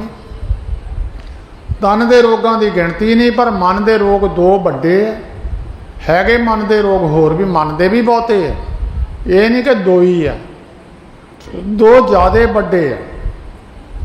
ਹਉਮੈ ਦਾ, ਮੋਹ ਮਮਤਾ ਦਾ, ਇਹ ਮਨ ਦੇ ਰੋਗ ਹੈ, ਪਰ ਇਹ ਬਹੁਤੇ ਵੱਡੇ ਨਹੀਂ ਆ। ਦੋ ਵੱਡੇ ਰੋਗ ਗੁਰੂ ਗ੍ਰੰਥ ਸਾਹਿਬ ਵਿੱਚ ਲਿਖੇ ਆ। एक तो जब तो ये पैदा होया उदे तो ये रोग लगा, हटिया नहीं वो, ना किसी महात्मा का कहा मन्ने तो ना रोग हटे, ना ये शब्द की कमाई करे तो ना रोग हटे। जिहड़ा किसी महात्मा ने शब्द दे दिता वो हौली हौली ये रोग हट जाता। हौमे रोग सब जगत व्यापिया, तिन को जन्म मरण दुख भारी, गुर प्रसादी को बिरला छूटे तिस जन को हों बलिहारी। तुसी जिन्ना जिन्ना किसी महात्मा ने सतगुरु जी बाणी विच लिखिया, हौमे दीर्घ रोग है, दीर्घ कहंदे लंबा, बड़ा पुराना रोग है। दीर्घ दारू भी इस माहे, इहदा दारू दवा उधर नहीं लभण जानी, कहंदे अंदर ही पई आ, जिहनूं पता वो चक के वो दवाई ला लो। किरपा करे जे अपनी तो गुर का शब्द कमाही, जिहड़ा किसी महापुरख ने शब्द दिता उसकी कमाई करे।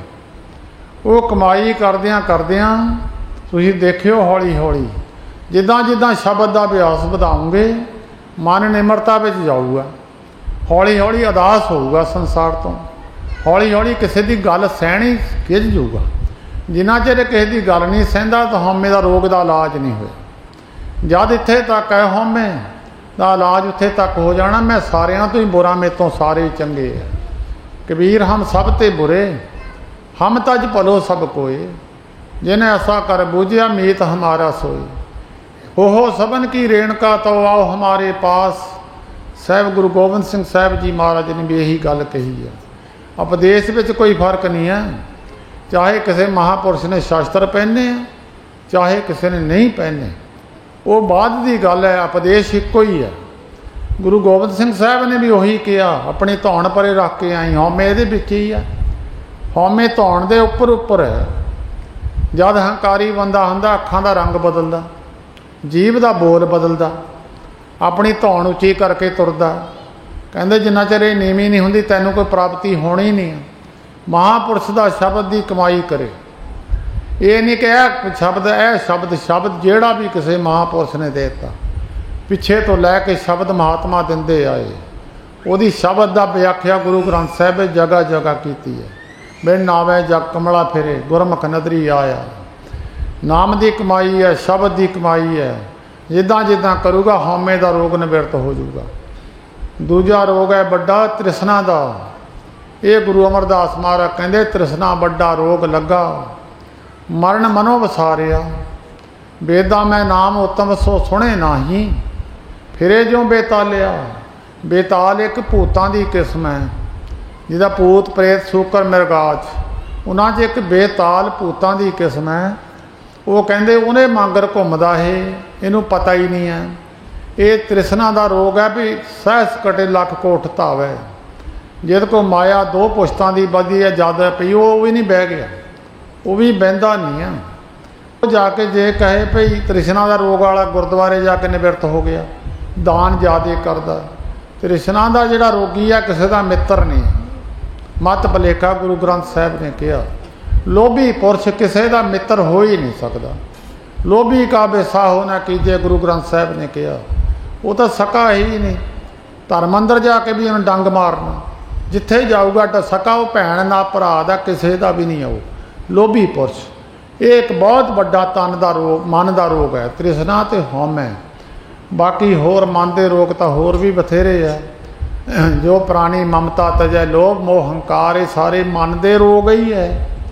इन्हां दी निवृत्ति करनी है, शब्द नाल जुड़ना पऊगा। पंजवें पातशाह कहंदे परमेश्वर ते भुलिया व्यापन सभे रोग, इन्हां विच सारे ही रोग आ जाते हैं, तन दे भी मन दे भी। बेमुख होए राम ते लगन जन्म बजोत, बहुत औखा काम है। बड़े बड़े कमाइयां वाले पुरख भी भुल गए, भुल के लम्मा टाइम उन्होंने लग गया, पता नहीं कित्थे कित्थे जाके मिले, कित्थे कित्थे जाके नहीं मिले। बड़े बड़े पीर जिन्हां विच पावर सी, पहाड़ी उल्टा देनी चक के गुरु नानक साहिब के उत्ते सिट दी। अक्सर ताकत सी तो उदा 2 क्विंटल बंदा पत्थर नहीं हिला सकता।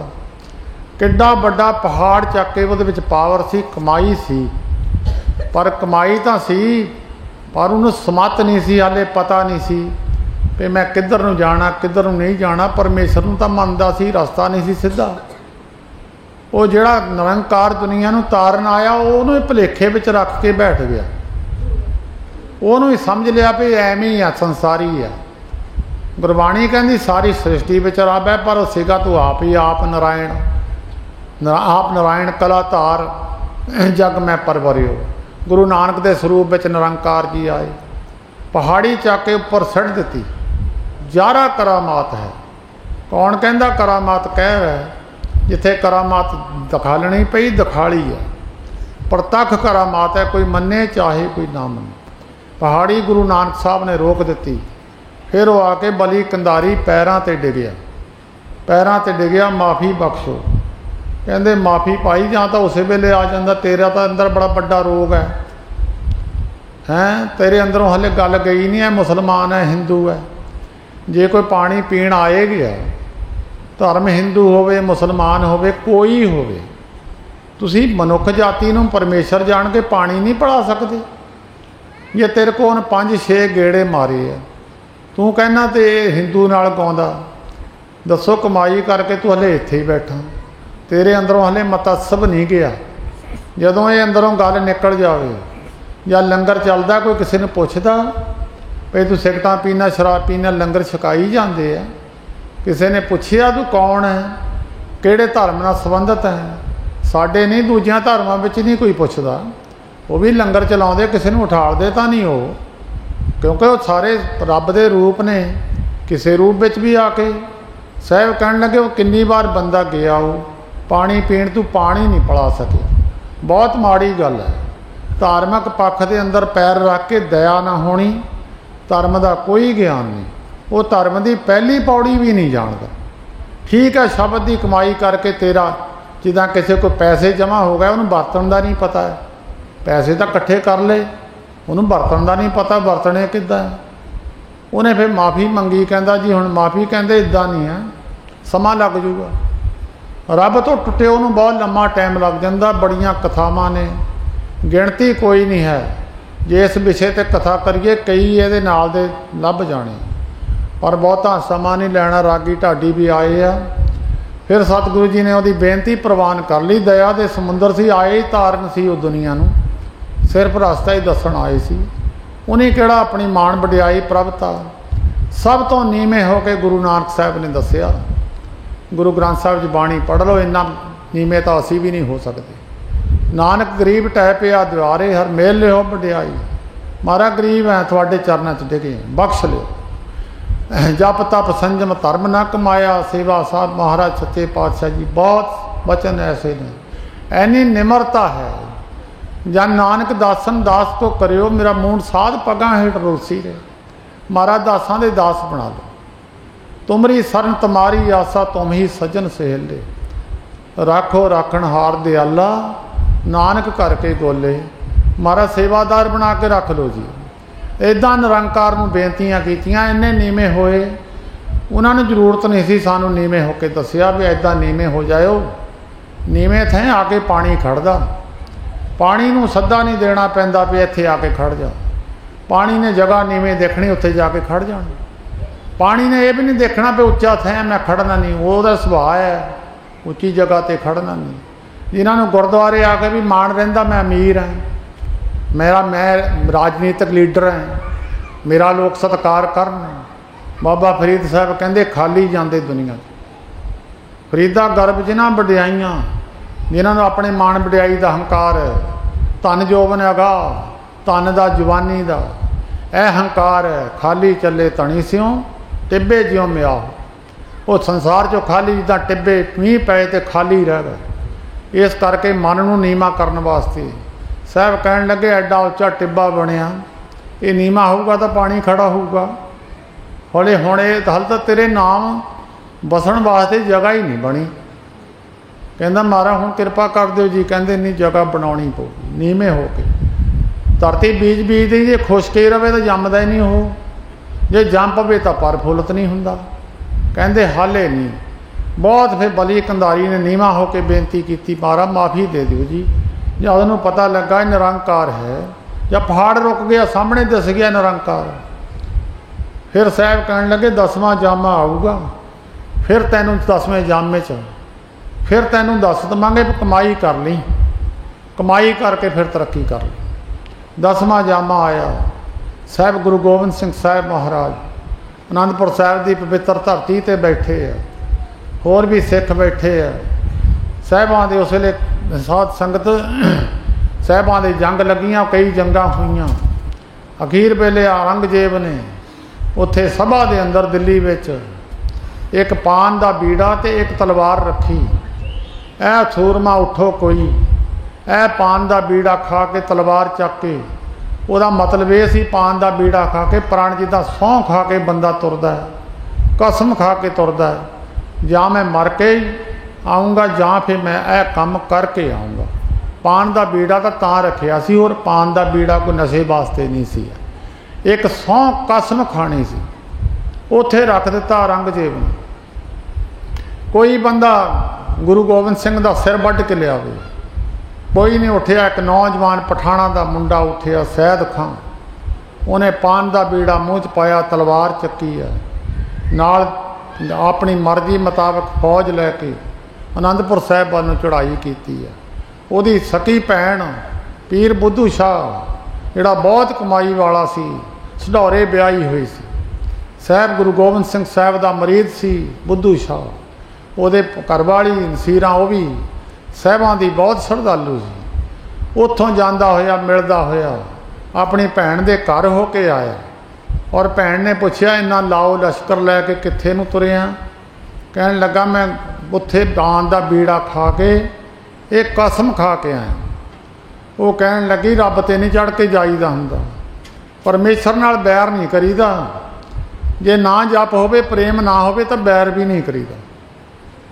जिन्हां जिन्हां ने बैर किया उन्होंने सुख नहीं पाया दुनिया विच, जिन्हां ने रब दे बंदियां नाल बैर किया सुख उन्होंने भी नहीं पाया। रब दे बंदियां नाल प्यार कर लो, रब नाल प्यार है।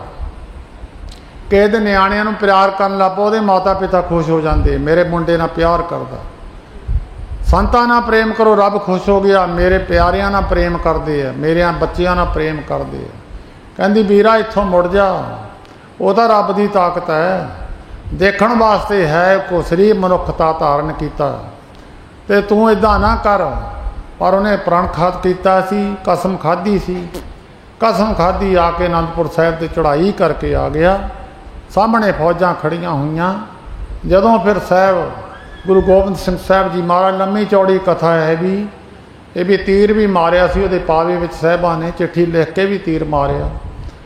फिर सैयद खान ने सोचिया, मन के अंदर विचार बनाई, जे गुरु तो मेरी लड़ाई है दोनों की, जे दोए जंग कर लईए, जिहड़ा जित गया, फौजां काहनूं मरवाउणियां, होर क्यों मरवाउणे आ। सामने घोड़ा छेड़ के जो मैदाने जंग में आया, साहिब गुरु गोबिंद सिंह साहिब महाराज अपने घोड़े ते चढ़ के मैदाने जंग में आए है। इक्को ही अख दे नाल तीर मारिया, इक्को ही निशाने का मारिया। उस वेले सैयद खान ज्ञान कराता, घोड़े तो उतर के नठ के पैरों से टै पिया, छड़ दी तलवार, प्राण प्राण जाते लगे। सारी फौज देखती है खड़ी, फौजां का जरनैल लम्मा पै के डंडौत कर रहा। कहन लगा महाराज बख्श दिओ जी। कहन लगे की गल? कहन लगा महाराज मेरा थोड़ा बहदा है, पिछला लिया के मूवी दिखाल दी, पिछला सारा टेलर दिखाल दिता। कहंदा महाराज मेरा थोड़ा बहदा सी, मैं बली कधारी सी, मेरे नाल तुसीं बहदा कीता सी, वे तैनूं तार देवांगे 10वें जामे। हुण मेहर कर दिओ, मैं की लैणा फौजां तो, मैं की लैणा राज दीआं वडियाईआं तो।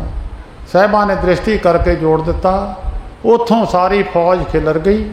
वो मणीकरण के इलाके विच सैयद खां तपस्या करन चलिया गया। अज भी उत्थे उस सैयद खां की जगह बनी है। इहनूं कहंदे परमेश्वर ते भुल्लियां किन्ने जन्म लग गए। 10वें जामे में जाके राम गयो, रावण गयो, रावण दे अंदरों राम दा प्यार चले गया तो रावण भी नाले चले गया। जां को बहुत परिवार जिन्हां दे बड़े बड़े परिवार सी, 1 लाख पूत दी अनाबाती, कहंदे उहदे अंदरों राम दा प्रेम निकलिया, रब दा निकलिया, तो रावण हुणी जांदे लगे। इस करके परमेश्वर ते भुल्लियां होर बड़े कथावां ने जिहड़े एक बार विछड़ गए, युगां दे युग बीत गए। ਫਿਰਤ ਫਿਰਤ ਬਹੁਤੇ ਯੁੱਗ ਹਾਰਿਓ, ਇਹ ਮਾਨਸ ਦੇ ਲਈ ਬੜੇ ਯੁੱਗਾਂ ਬਾਅਦ ਸਰੀਰ ਮਿਲਿਆ। ਚੇਤਾ ਰੱਖਿਓ, ਭੁਲੇਖਾ ਨਾ ਖਾਇਓ। ਬੜੇ ਯੁੱਗਾਂ ਬਾਅਦ ਯੁੱਗ ਬਤੀਤ ਹੋ ਜਾਂਦੇ ਆ, ਪਤਾ ਨਹੀਂ ਕਿੱਥੇ ਦਾ ਕਿੱਥੇ ਜੀਵ ਚਲਿਆ ਜਾਂਦਾ। ਇੱਕ ਵਾਰ ਰੱਬ ਤੋਂ ਭੁੱਲਿਆ, ਮੁੜ ਕੇ ਪਤਾ ਨਹੀਂ ਨਦੀ ਨਾਲ ਨਾਲਾ ਵਿਛੜਿਆ। ਕਈ ਵਾਰੀ ਉਹ ਪਿੱਛੇ ਹੀ ਰਹਿ ਜਾਂਦਾ, ਪਹੁੰਚਦਾ ਨਹੀਂ ਅਖੀਰ ਤੱਕ। ਇਸ ਕਰਕੇ ਗੁਰਮੁਖੋ, ਪਰਮੇਸ਼ਰ ਨੂੰ ਭੁੱਲਣਾ ਨਹੀਂ ਆ, ਚੇਤੇ ਰੱਖਣਾ। ਪਰਮੇਸ਼ਰ ਤੇ ਭੁੱਲਿਆ ਵਿਆਪਣ ਸਭੇ ਰੋਗ, ਬੇਮੁਖ ਹੋਏ ਰਾਮ ਤੇ ਲੱਗਣ ਜਨਮ ਵਿਜੋਗ। ਖਿਨਮੈ ਕੌੜੇ ਹੋਏ ਗਏ ਜਿਤੜੇ ਮਾਇਆ ਭੋਗ। ਜਿਨ੍ਹਾਂ ਭੋਗਾਂ ਨੂੰ ਬਹੁਤ ਮਿੱਠੇ ਕਰਕੇ ਸੈਦ ਖਾਂ ਮੰਨ ਕੇ ਆਇਆ, ਜਿਹੜੀ ਵਡਿਆਈ ਨੂੰ ਉੱਚਾ ਅਹੁਦਾ ਪ੍ਰਾਪਤ ਕਰਨ ਨੂੰ ਜਿਸਲੇ ਆਇਆ ਚੜ੍ਹ ਕੇ, ਜਦ ਦ੍ਰਿਸ਼ਟੀ ਮਾਰੀ ਗੁਰੂ ਨਾਨਕ ਦੇ ਅਵਤਾਰ 10ਵੇਂ ਪਾਤਸ਼ਾਹ ਜੀ ਨੇ, ਉਸ ਵੇਲੇ ਸਾਰਾ ਕੁਝ ਕੌੜਾ ਦਿਸਣ ਲੱਗ ਗਿਆ। ਸਾਰਾ ਕੁਝ ਖਿਨਮੈ ਕੌੜੇ ਹੋਏ ਗਏ ਜਿਤੜੇ ਮਾਇਆ ਭੋਗ। ਜਿੱਦਾਂ ਜਿੱਦਾਂ ਅਵਸਥਾ ਬਣਦੀ ਜਾਂਦੀ ਹੈ, ਮਨੁੱਖ ਦਾ ਮਨ ਸੰਸਾਰੀ ਪਦਾਰਥਾਂ ਤੋਂ, ਆਪਣੇ ਧੀਆਂ ਪੁੱਤਰਾਂ ਤੋਂ ਉਦਾਸ ਹੁੰਦਾ ਚਲੇ ਜਾਂਦਾ, ਹੌਲੀ ਹੌਲੀ ਪਿੱਛੇ ਹਟਦਾ ਚਲੇ ਜਾਂਦਾ। ਸ਼ਬਦ ਦੀ ਕਮਾਈ ਕਰਕੇ ਦੇਖਿਓ, ਇਹ ਤਰੱਕੀ ਦੀ ਨਿਸ਼ਾਨੀ ਹੈ। ਜਿਹੜਾ ਬੰਦਾ ਉਦਾਸ ਹੋ ਗਿਆ, ਜੇ ਮਾਇਆ ਮਮਤਾ ਤਜੀ ਸਭ ਤੇ ਪਇਓ ਉਦਾਸ। ਕਹੋ ਨਾਨਕ ਸੁਨ ਰੇ ਮਨਾ ਤੇ ਕਟ ਬ੍ਰਹਮ ਨਿਵਾਸ। ਉਹਦੇ ਅੰਦਰ ਰੱਬ ਦਾ ਵਾਸ ਹੈ, ਜਿਹੜਾ ਸੰਸਾਰ ਤੋਂ ਉਦਾਸ ਹੈ। ਤਾਂ ਸਤਿਗੁਰੂ ਜੀ ਕਹਿੰਦੇ, ਬੇਮੁਖ ਹੋਏ ਰਾਮ ਤੇ ਲੱਗਣ ਜਨਮ ਵਿਜੋਗ। ਖਿਨਮੈ ਕੌੜੇ ਹੋਏਗਾ ਜਿਤੜੇ ਮਾਇਆ ਭੋਗ। ਵਿੱਚ ਨਾ ਕੋਈ ਕਰ ਸਕੇ ਕਿਸ ਥੈ ਰੋਵੈ ਰੋਗ। ਜੇ ਕੋਈ ਕਹੇ ਵਿੱਚ ਵਿਚਾਲੇ ਮੈਂ ਵਿਚੋਲਾ ਬਣਾ ਕੇ ਕਰ ਦੇਵਾਂ, ਪੜ੍ਹਾਈ ਪੜ੍ਹੀ ਤੋਂ ਬਿਨਾਂ ਨੌਕਰੀ ਕਿੱਦਾਂ ਮਿਲ ਜੂ।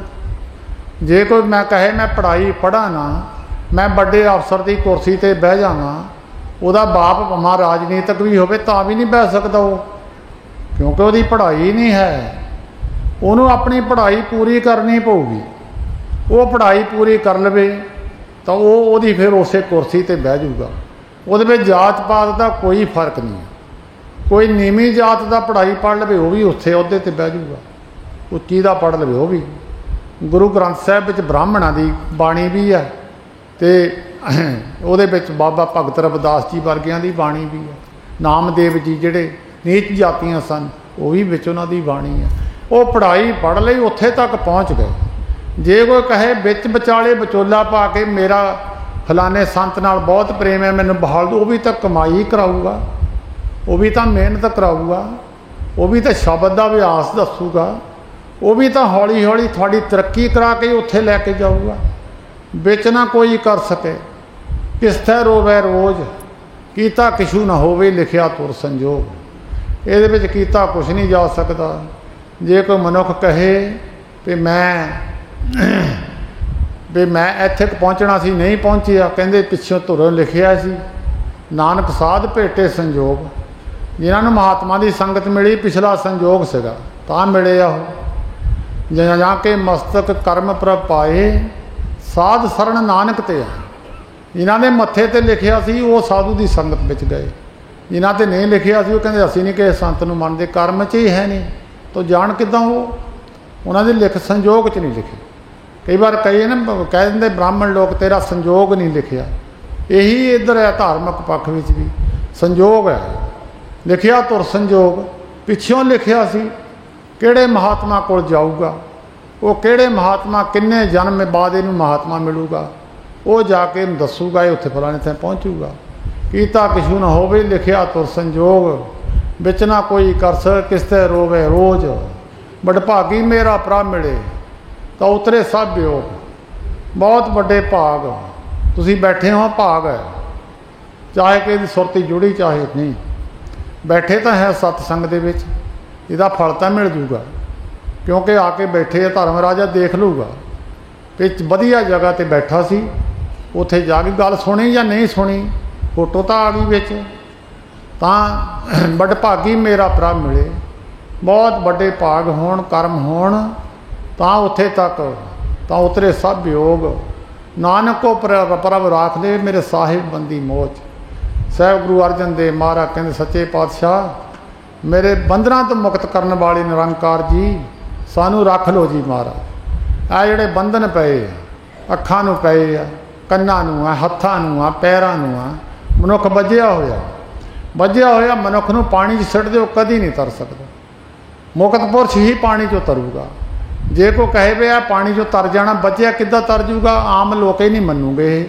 ਧਾਰਮਿਕ ਪੱਖ ਤਾਂ ਦੂਰ ਦੀ ਗੱਲ ਹੈ, ਜੇ ਦੂਜੇ ਬੰਦੇ ਨਹੀਂ ਮੰਨੂਗਾ, ਕਹਿੰਦੇ ਹੱਥ ਬੰਨੇ ਹੋਵੇ ਨਦੀ ਸੜ ਦੇ, ਕਦੀ ਕੰਢੇ ਲੱਗ ਜੂਗਾ? ਨਹੀਂ ਕੰਢੇ ਲੱਗ ਸਕਦਾ।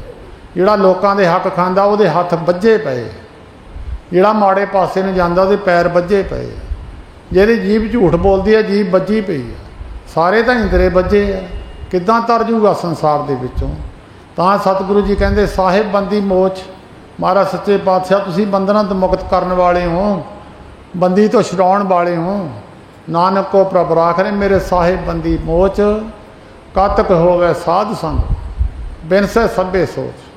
ਕਤਕ ਦੇ ਮਹੀਨੇ 'ਚ ਉਪਦੇਸ਼ ਗੁਰੂ ਅਰਜਨ ਦੇਵ ਮਹਾਰਾਜ ਕਹਿੰਦੇ ਭਾਈ ਸਾਧੂ ਦੀ ਸੰਗਤ ਕਰੋ, ਕਤਕ ਹੋਵੇ ਸਾਧ ਸੰਗ। ਸਾਧੂ ਕਿਹਨੂੰ ਕਹਿੰਦੇ ਆ? ਜਿਹੜਾ ਰੱਬ ਦੇ ਨਾਲ ਜੁੜਿਆ ਹੋਵੇ, ਜਿਹੜਾ ਰੱਬ ਦੀ ਬੰਦਗੀ ਵਾਲਾ ਪੁਰਖ ਹੋਵੇ, ਜਿਹੜਾ ਗੁਰੂ ਗ੍ਰੰਥ ਸਾਹਿਬ ਨੇ ਕਿਹਾ ਵੀ ਇਹ ਗੁਣ ਉਹਦੇ ਵਿੱਚ ਹੋਵੇ, ਉਹ ਸਾਧੂ ਹੈ। ਕਤਕ ਹੋਵੇ ਸਾਧ ਸੰਗ, ਸਾਧੂ ਦੇ ਗੁਣ ਪੜ੍ਹ ਲਓ ਸੁਖਮਨੀ ਸਾਹਿਬ ਦੀ ਪਵਿੱਤਰ ਬਾਣੀ 'ਚ, ਗੁਰੂ ਗ੍ਰੰਥ ਸਾਹਿਬ ਵਿੱਚ ਸਾਧੂ ਵਿੱਚ ਇਹ ਗੁਣ ਹੈ, ਉਹਦੀ ਕਹਿੰਦੇ ਸੰਗਤ ਕਰੋ, ਸਾਰੀ ਸੋਚ ਜਿਹੜੀ ਮਨ ਦੀ ਤੁਹਾਡੀ ਸਾਰੀ ਖਤਮ ਹੋ ਜਾਏ। ਸੋ ਗੁਰਮੁਖੋ ਇਹ ਮਹੀਨਾ ਸੰਤ ਮਹਾਰਾਜ ਜੀ ਇਹਨਾਂ ਦੇ ਪਵਿੱਤਰ ਸਥਾਨ 'ਤੇ ਤੁਸੀਂ ਬੈਠੇ ਹੋ, ਉਹਨਾਂ ਦੀ ਵਾਰਸੀ ਸਾਲਾਨਾ ਵਰਸੀ ਹੁੰਦੀ ਹੈ। ਇਹ 28 ਕੱਤਕ ਨੂੰ ਤਕਰੀਬਨ ਇਸ ਵਾਰ 13 ਨਵੰਬਰ ਬਣਦਾ, ਅਗਲੀ ਸੰਗਰਾਂਦ ਉਹਦੇ ਤੋਂ ਬਾਅਦ ਵਿੱਚ ਆਊਗੀ। ਸੋ ਸਾਰਿਆਂ ਦਾ ਧੰਨਵਾਦ ਹੈ। ਬਾਕੀ ਗੁਰਮੁਖੋ ਪ੍ਰਸ਼ਾਦ ਲੈਣ ਵਾਲੇ, ਇਹ ਵੀ ਇੱਕ ਭੁਲੇਖਾ ਮੈਂ ਕੱਢ ਦੇਵਾਂ, ਪ੍ਰਸ਼ਾਦ ਜਿਹੜਾ ਅਸੀਂ ਵਰਤਾਉਣਾ ਹੁੰਦਾ ਲੰਗਰ 'ਚ ਵਰਤਾ ਦਈਦਾ ਛਕਣ ਵਾਸਤੇ। ਜਿਹੜਾ ਸਾਡੇ ਕੋਲ ਪ੍ਰਸ਼ਾਦ ਹੁੰਦਾ ਉਹ ਤਾਂ ਅਸੀਂ ਜਿਹੜੇ ਦੂਰੋਂ ਆਏ ਉਹਨਾਂ ਨੂੰ ਘਰ ਭੇਜਿਆ ਤਾਂ ਉਹ ਛਕ ਲੈਣਗੇ, ਉਹ ਰੱਜਣ ਵਾਸਤੇ ਨਹੀਂ ਹੁੰਦਾ। ਜੇ ਇੱਕ ਘਰ ਦੇ 6 ਜੀ ਆ ਤੇ 6 ਹੀ ਲਾਈਨ ਬਣਾ ਕੇ ਖੜੇ ਆ, ਤਾਂ ਉਹ ਨਾਲ ਛੋਟੇ ਛੋਟੇ ਬੱਚਿਆਂ ਨੂੰ ਵੀ ਮੋਹਰੇ ਕਰਦੇ ਆ ਵੀ ਇਹਨੂੰ ਵੀ ਪ੍ਰਸ਼ਾਦ ਦਿਓ। ਕਿਉਂ? ਭਾਰ ਚੱਕਦੇ ਲੋਕਾਂ ਦਾ ਚਾੜਿਆ ਸਮਾਨ ਅਸੀਂ ਵਰਤਾਉਣਾ, ਅਤੇ ਤੁਸੀਂ ਆਏ ਸੀ ਪਾਪ ਕਰਮ ਲਾਉਣ ਤੇ ਚਾੜ ਕੇ ਚਲੇ ਜਾਂਦੇ। ਉਹ ਜਾਂ ਮੋਹਰੇ ਖੜੇ ਹੋ ਜਾਂਦੇ, ਜਿਹਨੂੰ ਨਾ ਦਿਓ ਫਿਰ ਗੁੱਸਾ ਕਰਦਾ, ਉਹਨੂੰ ਦੇਤਾ ਮੈਨੂੰ ਨਹੀਂ ਦੇਤਾ। ਧਿਆਨ ਰੱਖਿਆ ਕਰੋ, ਇੱਕ ਪਰਿਵਾਰ ਵਿੱਚ ਇੱਕ ਪ੍ਰਸ਼ਾਦ ਚਲੇ ਗਏ ਭਾਵੇਂ 10 ਹੋਣ, ਧਿਆਨ ਰੱਖਿਆ ਕਰੋ। ਜੇ ਕਿਸੇ ਨੂੰ ਕਹੋ ਤਾਂ ਗੁੱਸਾ ਕਰਦਾ, ਗੁੱਸਾ ਨਹੀਂ ਹੈ। ਸੰਤ ਮਹਾਰਾਜ ਹਰਖੋ ਵਾਲੀਏ ਲੋਧੀ ਮਾਜਰੇ ਬੈਠੇ ਸੀ, ਉਹਨਾਂ ਨੇ ਬਚਨ ਕੀਤਾ ਭਾਈ ਤੀਰਥਾਂ 'ਤੇ ਆਉਣ ਦਾ ਲਾਭ ਪਤਾ ਤੁਹਾਨੂੰ? ਕਹਿੰਦੇ ਮਹਾਰਾਜ ਨਹੀਂ ਜੀ। ਕਹਿਣ ਲੱਗੇ ਤੀਰਥਾਂ 'ਤੇ ਆਉਣ ਦਾ ਲਾਭ ਹੈ ਜਾਂ ਸੇਵਾ ਕਰੇ ਤਾਂ ਪ੍ਰਸ਼ਾਦਾ ਛਕੇ, ਜਾਂ ਪੈਸਾ ਟਕਾ ਗੱਲੇ 'ਚ ਪਾ ਦੇਵੇ ਪ੍ਰਸ਼ਾਦਾ ਛਕੇ। ਜੇ ਕਹਿੰਦੇ ਨਾ ਤਾਂ ਪੈਸਾ ਟਕਾ ਪਾਇਆ ਨਾ ਕੋਈ ਸੇਵਾ ਕੀਤੀ, ਲੋਕ ਚਾੜ ਕੇ ਗਏ ਸੀ, ਤੁਸੀਂ ਖਾ ਕੇ ਭਾਰ ਚਾੜ ਕੇ ਚਲੇ। ਇਹ ਵੀ ਪ੍ਰਸ਼ਾਦਾ ਪਾਈ ਮੰਝ ਬਖਸ਼ਾ ਗਿਆ ਸੀ। ਪੰਜਵੇਂ ਪਾਤਸ਼ਾਹ ਵੇਲੇ ਤਾਂ ਪ੍ਰਸ਼ਾਦਾ ਵੀ ਅਲਾਉਡ ਨਹੀਂ ਸੀ। ਹੁਣ ਤਾਂ ਗੁਰਦੁਆਰੇ ਦੇ ਧਾਨ ਨੂੰ ਮਿੱਠਾ ਕਰਕੇ ਮੰਨਦੇ ਆ। ਕਿਸੇ ਨੇ ਕੋਈ ਸੁੱਖਣਾ, ਕੋਈ ਦਰਦਾਂ ਦੀ ਸੁੱਖਣਾ, ਕਿਸੇ ਦੀ ਬਿਮਾਰੀ ਦੀ ਸੁੱਖਣਾ, ਉਹ ਅਸੀਂ ਪ੍ਰਸ਼ਾਦ 10 ਲਿਫਾਫੇ ਇੱਕੋ ਘਰੇ ਹੀ ਚਲੇ ਗਏ ਅਤੇ ਬਿਮਾਰੀ ਆਪਣੇ ਘਰ ਨੂੰ ਹੀ ਲੈ ਜਾਣੀ। ਉਹ ਆਪਣੇ ਆਪ ਹੀ ਵਿਚਾਰ ਕਰਿਆ ਕੋਲ, ਉੱਥੇ ਬਹੁਤ ਲੰਮੀ ਭੀੜ ਲੱਗ ਜਾਂਦੀ। ਉਹ ਪ੍ਰਸ਼ਾਦ ਖਾਣ ਵਾਸਤੇ ਨਹੀਂ ਹੈ। ਸਾਡੇ ਕੋਲ ਪਦਾਰਥ ਜਿਹੜਾ ਵਰਤਾਉਣ ਨੂੰ ਅਸੀਂ ਲੰਗਰ ਵਿੱਚ ਵਰਤਾ ਦਈਦਾ, ਉਹ ਤਾਂ ਸੇਵਾਦਾਰਾਂ ਨੂੰ ਦੇ ਦਈਦਾ, ਜਾਂ ਦੂਰੋਂ ਸੰਗਤ ਆਈ ਹੈ ਉਹਨਾਂ ਦੇ ਪਰਿਵਾਰ ਜੀ ਹੈ ਪਿੱਛੇ, ਉਹ ਇੱਕ ਬੰਦਾ ਪ੍ਰਸ਼ਾਦ ਲੈ ਜਾਓ ਮਗਰੋਂ ਉਹ ਵੀ ਛਕ ਲੂਗਾ। ਉਹਨੂੰ ਪ੍ਰਸ਼ਾਦ ਸਮਝ ਕੇ ਖਾਈਦਾ, ਨਾ ਕਿ ਰੱਜਣ ਵਾਸਤੇ। ਜੇ ਰੱਜਣਾ ਤਾਂ ਫਿਰ ਉਹਦਾ ਰੋਗ ਹਟ ਗਿਆ, ਤੁਹਾਡੇ ਅੰਦਰੋਂ ਪੈਦਾ ਹੋ ਕੇ ਬਾਹਰ ਨਿਕਲੋ। ਸੋ ਧਿਆਨ ਰੱਖਿਆ ਕਰੋ, ਇਹਨਾਂ ਗੱਲਾਂ ਦੀ ਵਿਚਾਰ ਕਰਿਆ ਕਰੋ। ਸਾਰਿਆਂ ਦਾ ਧੰਨਵਾਦ ਜੀ। ਵਾਹਿਗੁਰੂ ਜੀ ਕਾ ਖਾਲਸਾ, ਵਾਹਿਗੁਰੂ ਜੀ ਕੀ ਫਤਿਹ।